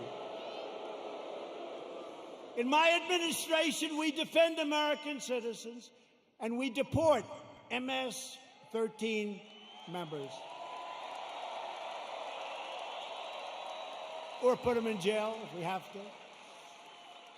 The chaos you're seeing in our Democratic-run cities, these are all run by the Democrats, is what will happen in every city and community in America, and much, much worse if we don't keep them out. We have to do this. We have to go to the polls on November 3rd, and the rest, you know what to do. You know what to do. Got to keep the White House.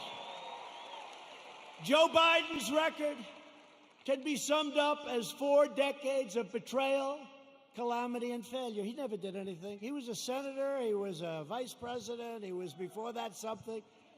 Guy, you know what's great? President Trump was tough on this, or he was tough. They complained.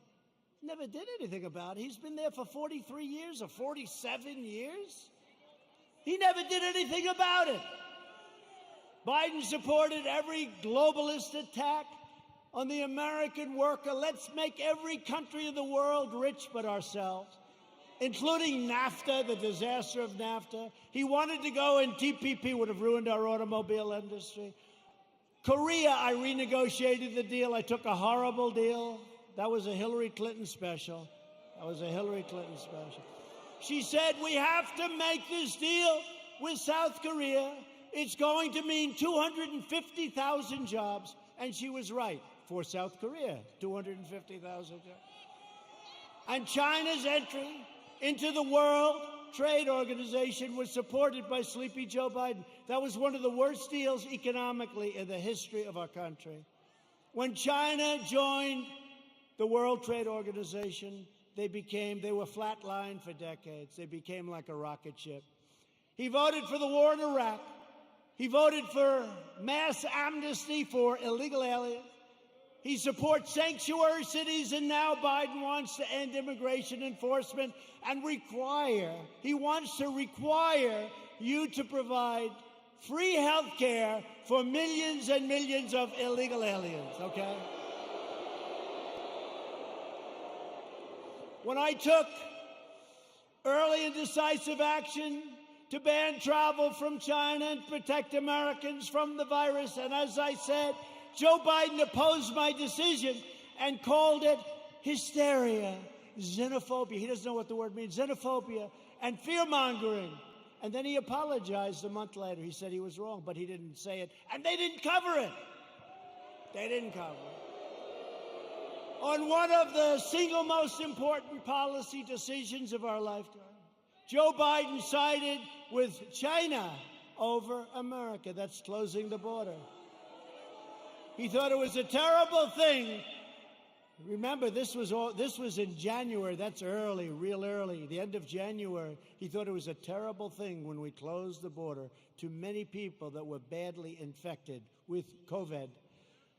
When the chips are down, Biden will always cave to the radical left. He'll always bow to the angry mob, and he will never protect you or your family, and you know that. Joe Biden will always let you down. That's been his history.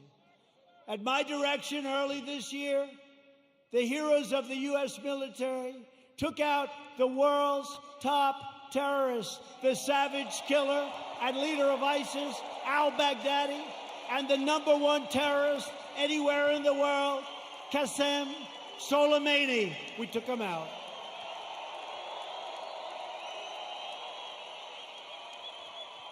Joe Biden opposed killing Soleimani.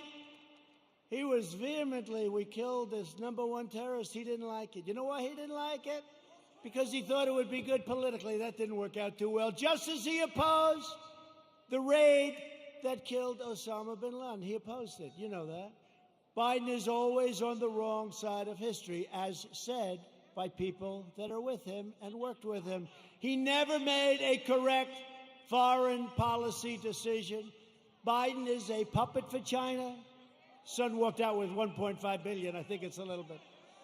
Allowing them to rip off America for many years. Now they're paying us billions and billions of dollars. We give a lot of it to our farmers. We have plenty left over. China's not exactly happy with me.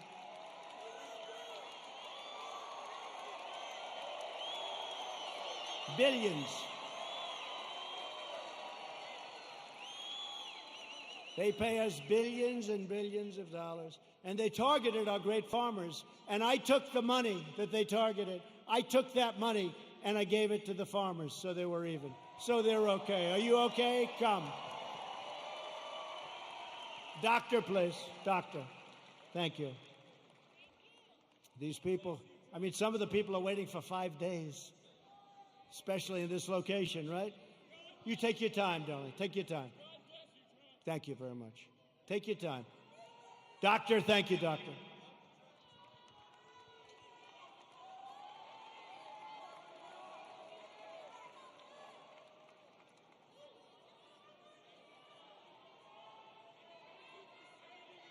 Thank you.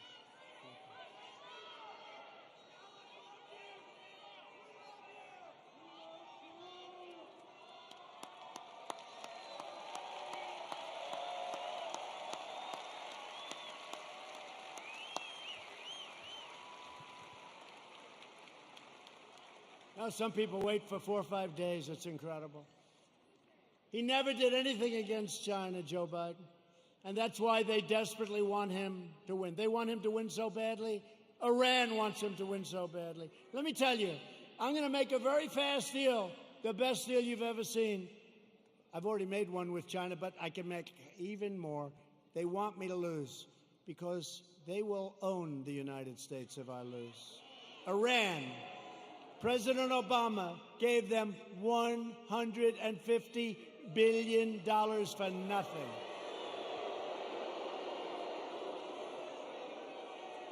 And almost more incredibly, he gave them $1.8 billion in green cash, beautiful cash. And now they're not doing so well, are they? They're not doing so well. Someday we're going to get credit for this, someday. But they are waiting. Iran wants to make a deal so badly. But they're told by Kerry and all these other, they shouldn't, the Logan Act. But they're told by Kerry and all these people, wait, because if Trump loses, you'll own America. You're going to own it. They'll say you own it. So I don't mind. I told them, we can wait. But when I win, you're going to pay a much higher price than if you made a deal. Now, it's true. True. I told them that. I told them that. And look what happened to Biden in Ukraine, where his son's paid $83,000 a month and he was jobless. Give me a break. $83,000 a month, more than anybody. If Joe Biden were to become president, an emboldened left will launch a full-scale assault on American life. You know that. They'll expel anyone who disagrees with them. Look what happens when you disagree. You use a term that's perfect and they're not happy with it. They call you a racist. They call you a horrible person. They want to crush religious liberty. They don't want religion. Silence religious believers. Indoctrinate your children with hateful and vicious lies about our country. Subsidize late-term abortion and after-birth execution. They want to take away your guns through the repeal of your Second Amendment, as sure as you're sitting there. In fact, he even put the big gun grabber, Beto O'Rourke, who made a fool out of himself when he ran for president, they put him in charge of guns. Lots of luck on your Second Amendment. Just remember I said it. Hopefully you won't have to think back about it too much, because it won't matter. Hopefully it won't matter. No, Beto O'Rourke, who wants to give up guns, is in charge of the Second Amendment. The Dems will also eliminate private health insurance, ban fracking, that's not good, and American energy will be in a position of weakness like it's never been before, and that's after we built the greatest energy country anywhere in the world by far. And they want to appoint Supreme Court justices who will utterly obliterate your Constitution. And you now see how important the Supreme Court is. Think if we didn't have two justices that I think have been very, very, very good. But think how important it is. Think how important it is. And we still, I guess it's, I don't know if it's an equal court. It's almost like we're a minority court, right? It's almost like we're a minority court. The recent Supreme Court cases prove that if Joe Biden is elected, he will stack the court with extremists and the forgotten men and women. Together with everyone else, we'll lose everything. The forgotten men and women. I campaigned on the forgotten. These are great people. These are substantial people. These are the elite. By the way, you're the elite. They're not the elite. You're the elite. They said, somebody 2 days ago said, sir, the elite are really working hard on trying to destroy you. I said, yeah. Why do you call them the elite? I said, why? Well, they're not elite. I look better than them. Much more handsome. Got better hair than they do.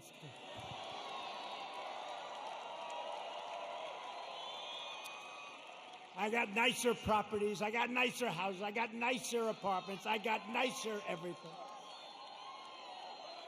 I ran for politics once, just once in my life, and I became president of the United States. Once.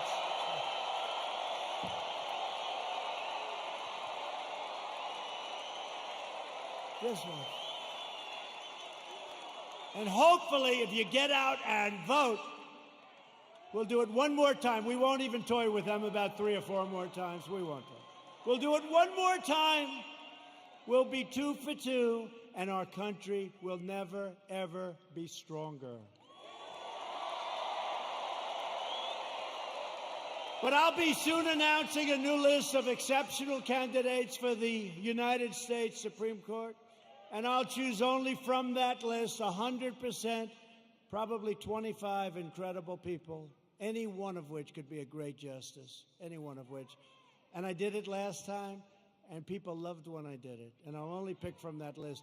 Biden can't release his list because the names would be too extreme, too radical. They wouldn't be acceptable, but they will be very radical people.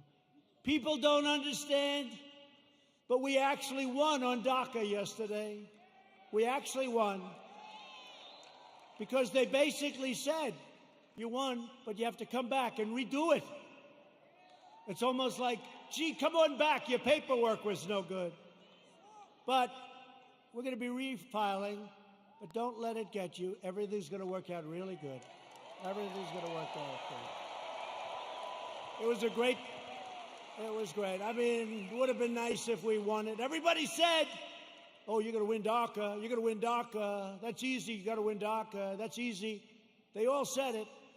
And they came back and they said, we don't like what you did with your paperwork, essentially, right? So we're refiling it. Most people would say, oh, we lost. We didn't lose. We're going to refile it. And everything is going to work out for the young people, most of whom aren't so young anymore, by the way. But we're going to work it out for everybody.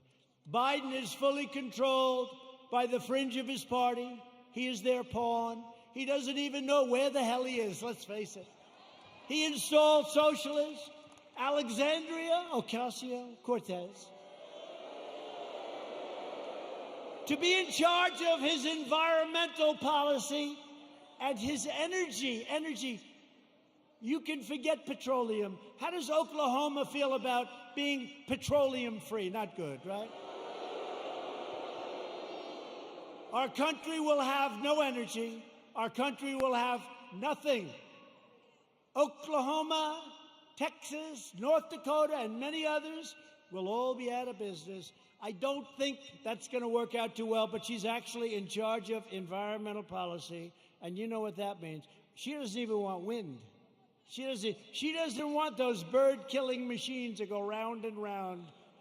You want to see a lot of birds that are dead? Go under a windmill sometime. She wants us to go back to the Stone Ages because she's got no sense, no credentials. She's got a little charisma, not much, but she doesn't have a clue. You know it. But she's in charge of the environment.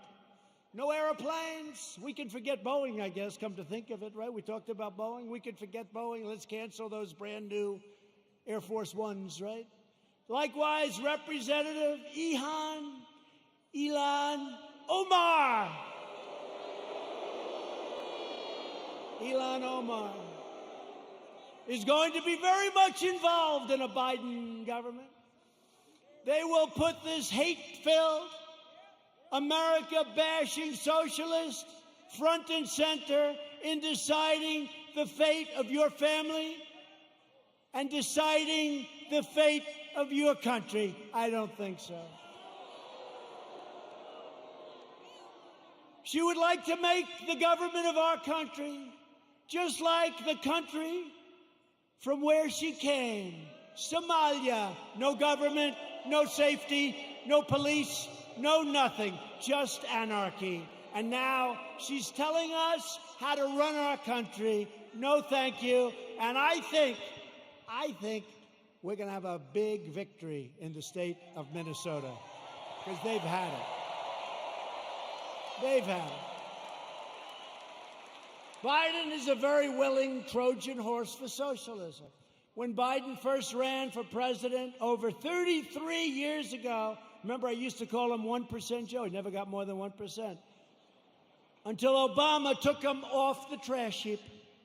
But he blatantly copied the speech of a British politician, even ripping off the man's personal biography and family history and claiming it was his own. He forgot to say he was born in America.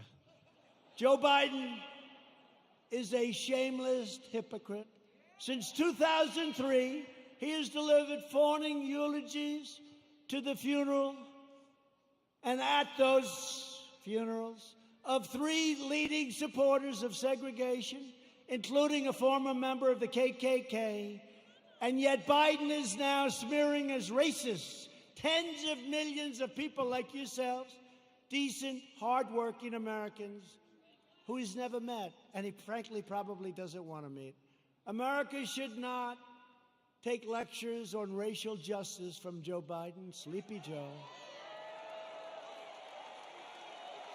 A man who praised and partnered with segregationists, shipped millions of black American jobs overseas, and everyone else's jobs too, by the way. If I didn't come along, we're building auto plants, we're building everything. And there's never been a comeback like we're making right now. Never been. He hollowed out our middle class, including our black middle class, with open borders, trapped young children in failing government schools, built cages. Those cages were built by Obama and Biden. Look it up, 2014. And the fake news doesn't want to. Remember the picture of a cage? A cage for children. Remember the picture of the cage? And they said, President Trump. And then they realized that was in a newspaper, 2014, the same. Built by Obama and Biden, the cages. And they don't want to report the way it is. They know the way it is. They're not stupid.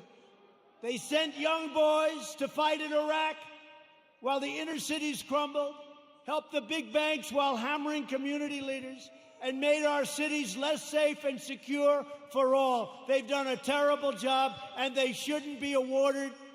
They should not get rewarded with an election victory on November 3rd. It shouldn't happen. It'll destroy this country. Our country will be destroyed. We've all worked too hard.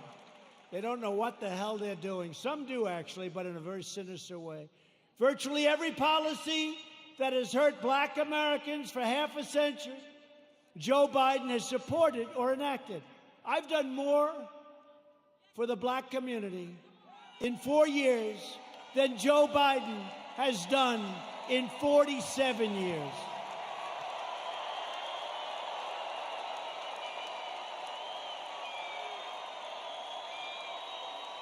Racial justice begins with Joe Biden's retirement from public life.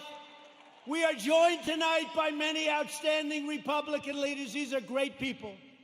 We have 2 of our most distinguished, hardworking, wonderful friends, senators. They do a great job. Senator Jim Inhofe and James Lankford, please stand up.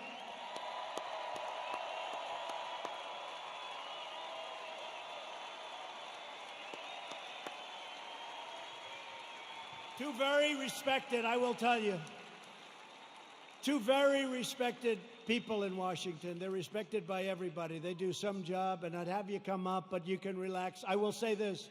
Jim is running on November 3rd. Jim Inhofe. He's running on November 3rd. I don't even know. Hey, James, does he have any competition? Is somebody actually running against? There's no competition that he's got. I know he's got James's support. He's got my support. I give him 100% endorsement. Jim Inhofe. I give it to James, too, but he's not running this time. Thank you. Jim, great job. Thank you very much. What a great senator he is. Also here is a man who's respected by so many. He's a little bit right of the people we've been talking about tonight. Senator Tom Cotton of the great state of Arkansas.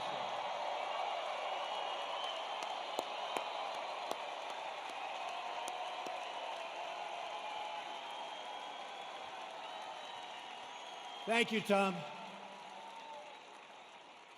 They like you people. Thank you, Tom. Great job you're doing.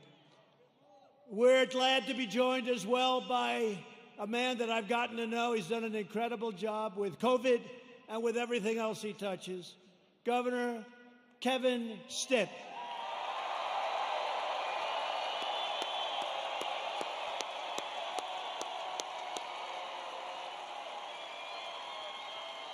Thank you both. Thank you both for being here. Thank you. Lieutenant Governor Matt Pinnell. Thanks, Matt. Thanks, Matt. And Representatives Frank Lucas, Tom Cole, he's been here for a little while. He's done an incredible job.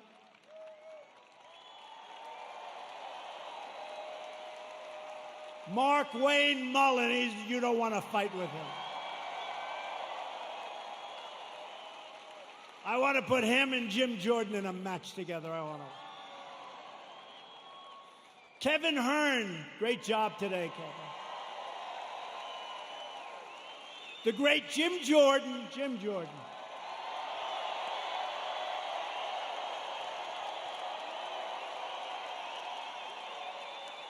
Elise Stefanik.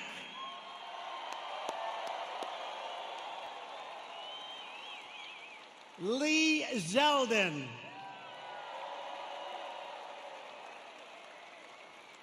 Tom Emmer. Tom, thank you. These are warriors, folks. These are great warriors. During the fake impeachment trial, I'll tell you what, there was nobody that could have done the job they've done. That includes the Senate and the House. These people are incredible. David Kutzoff. David.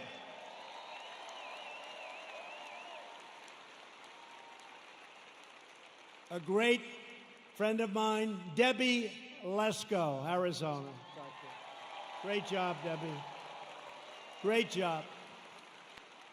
And a man who's got very good genes, Greg Pence.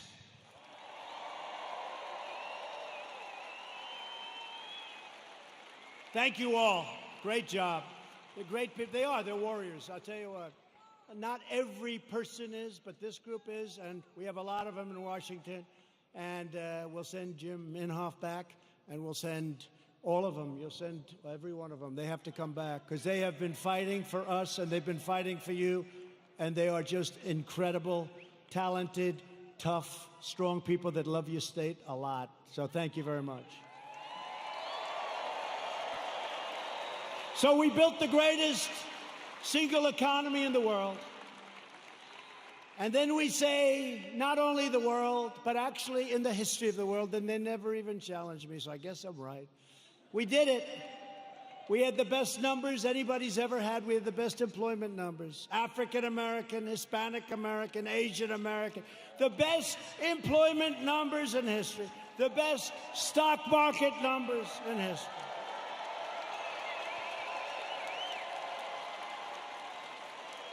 We were the envy of the world. Everybody would come in to see me. Presidents, prime minister, kings, queens, and dictators. Dictators would even come in and say, congratulations on the economy. And then the plague came in, and now what we're doing is we're doing it again, and it's going fast. We have to have a lot of it done because people don't quite get it. We're doing record business. It's happening at a level and a speed that nobody can believe. 2 weeks ago, job numbers came in. The single biggest number in the history of our country. Last week,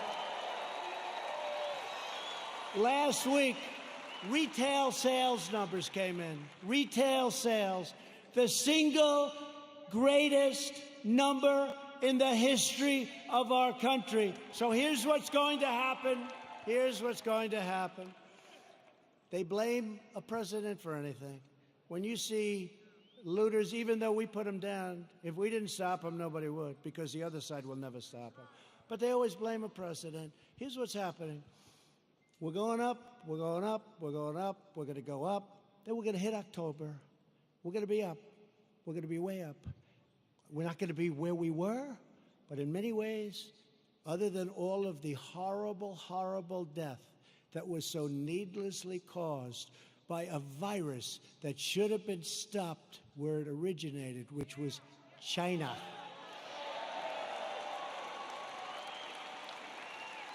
But we're going to go up, up, up, up, August, September, October, and people are going to say, man, this guy's doing a good job. He knows what he's doing. I don't believe the fake news anymore.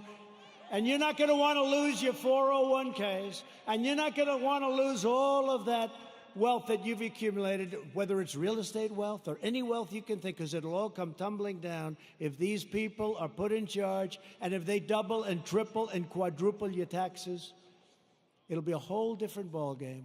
So I'm not putting any pressure on anybody, but in the end, we're going to have a phenomenal economy, and next year we're going to have a good third quarter, but next year, and I said it before, will be the single greatest year economically that we've ever had, okay?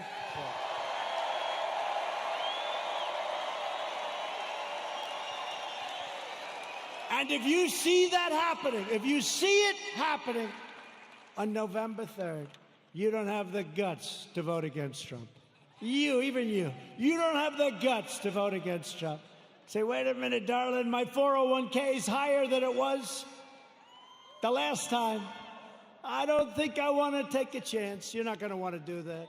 The stock market has been the best. Think of this. Go back 1 week and go back 50 days. In that 50-day period, it's the strongest 50 days in the history of the stock market. Think of it.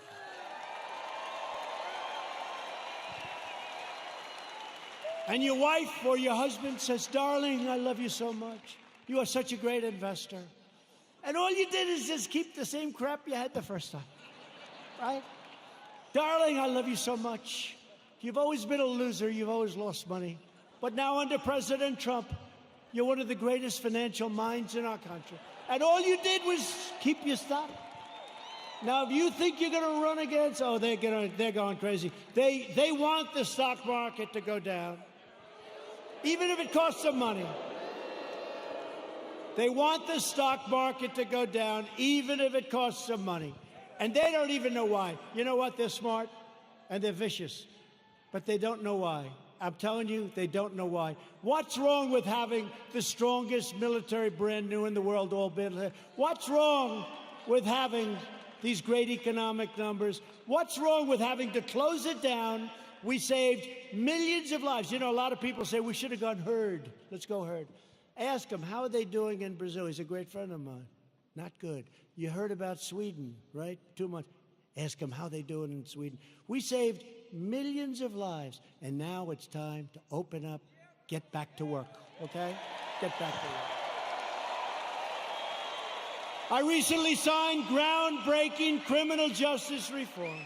I secured record and permanent funding for historically black colleges and universities.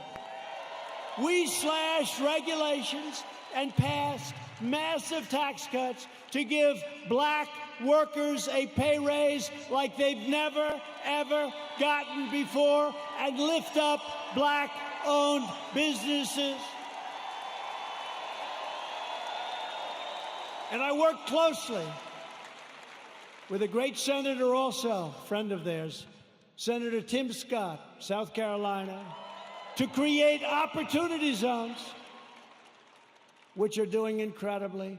And since then, countless jobs and $100 billion of new investment, not government investment, have poured into 9,000 of our most distressed neighborhoods anywhere in the country. 9,000. Never happened before. Tim Scott. Today, I'm also announcing that I have directed Secretary of the Interior David Bernhardt to place the John Hope Franklin Reconciliation Park here in Tulsa on the African American Civil Rights Network. So many of my friends have been asking me to do it. So many of my friends, including these great politicians. So we're going to do that. It'll be done very quickly. We will forever remember and honor the courageous people who helped build this state and this country. Democrats are stoking division in order to distract from their decades of failure on schools, jobs, housing, justice, and crime. In major city public schools run by Democrats, over 2/3 of students are falling behind in reading and math, and I think the numbers are worse than that. But Democrats would rather deny these children the future they deserve than allow them to attend the charter, public, private, religious, or independent schools of their choice. Pro-choice. Pro-choice. Pro-choice for schools. It's very popular, but some people it's like a disaster because what it does to certain unions that have a lot of power over the Democrats, even though they know it's wrong. Republicans believe access to education is a civil right. It's a civil right. 20 of the most dangerous cities in America are controlled by Democrats. Think of that. 20 of 20. And so is nearly every major city with a child poverty rate that's over 30%. They're controlled by Democrats. We can name every one of them. The murder rate in Baltimore and Detroit is higher than El Salvador, Guatemala, or even Afghanistan. How are they doing, the Democrats running those cities? Your whole country will be like that.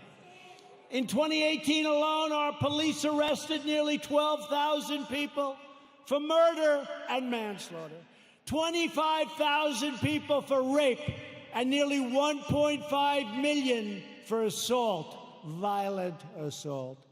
The Democrats' push against our police will drive up crime and drive up costs at levels you'd never believe. Thousands of innocent lives will be lost. As president, I will always support the incredible men and women of law enforcement.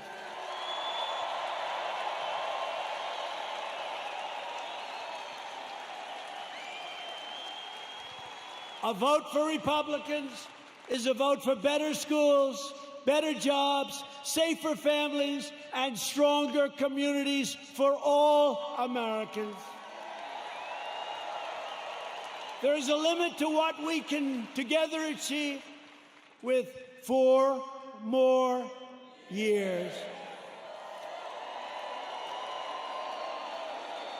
With your help, we will lift millions of our citizens from welfare to work, dependence to independence, and poverty to prosperity. That's what's happening. That's what's happening. And that was happening at a level that nobody ever thought they'd see. It was happening before this COVID came in. It was happening at a level that nobody believed possible. And then China sent us the plague. Thank you very much. We will protect Medicare and Social Security for our great seniors, and will always protect patients with pre-existing conditions, always, always. We will appoint more judges to interpret the Constitution as written.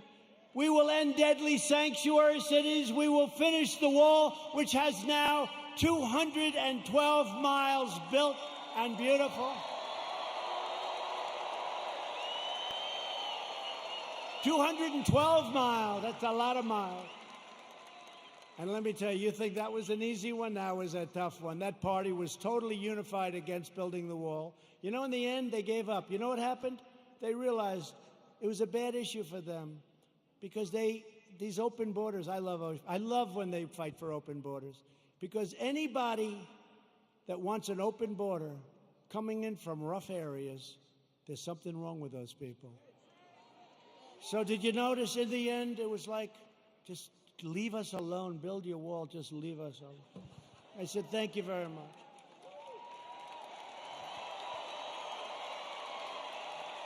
And we will elect a Republican Congress to create a fair, safe, sane, and lawful system of immigration that puts American workers first.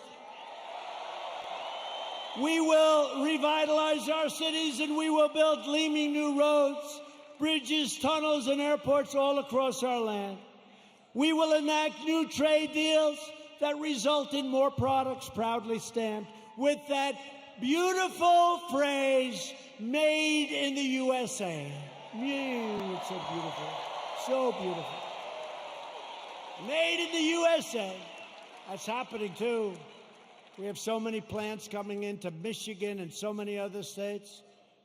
We have car plants coming in. Would have never come if I wasn't president. Would have never come. We will become the world's premier pharmacy, drugstore, and medical manufacturer. That's already started. We're bringing it back. We will keep America out of foolish, stupid, ridiculous foreign wars. We will never hesitate to kill America's terrorist enemies.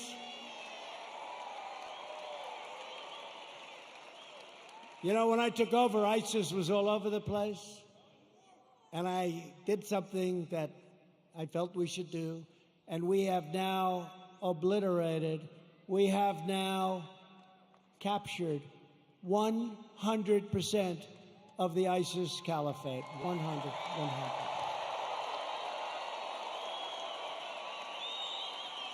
And like our depleted military when I took over, like our empty shelves medically when I took over, like all of the things that when I took over it was a mess, we have done a job. You had to see what ISIS was doing.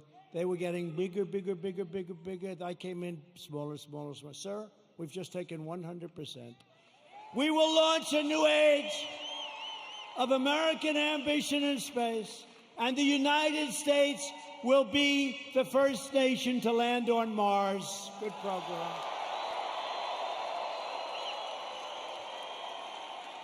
You saw the beautiful rocket 3 weeks ago go up. Beautiful. We will defend privacy, free thought, free speech, religious liberty, and the right to keep and bear arms.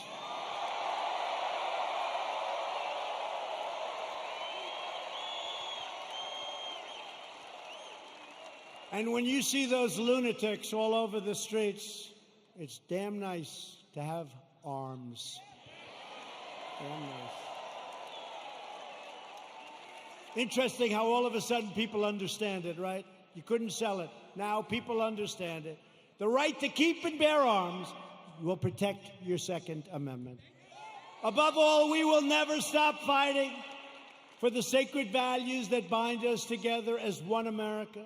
We will support, protect, and defend the Constitution of the United States.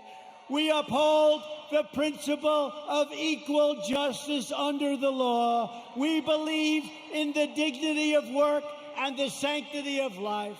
We believe that faith and family, not government and bureaucracy, are the true American way.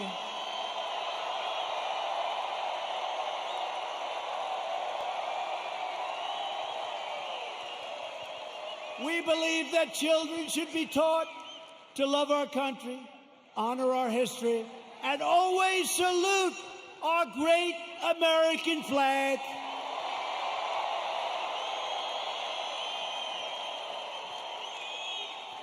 And we live by the words of our national motto, it will never change. In God we trust. We stand on the shoulders of American heroes who crossed the oceans, blazed the trails, settled the continent, tamed the wilderness, dug out the Panama Canal, laid down the railroads, revolutionized industries, won 2 world wars, defeated fascism and communism, and made America the single greatest nation in the history of the world, and we are making it greater and greater every single day.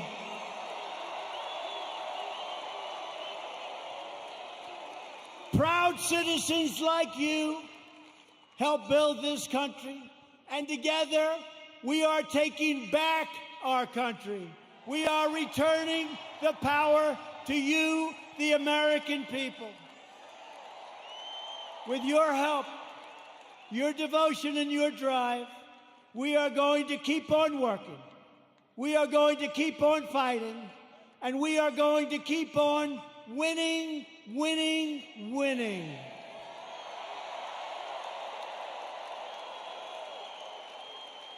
We are one movement, one people, one family, and one glorious nation under God. America will soon be thriving like never before because, ladies and gentlemen of Oklahoma, the best is yet to come.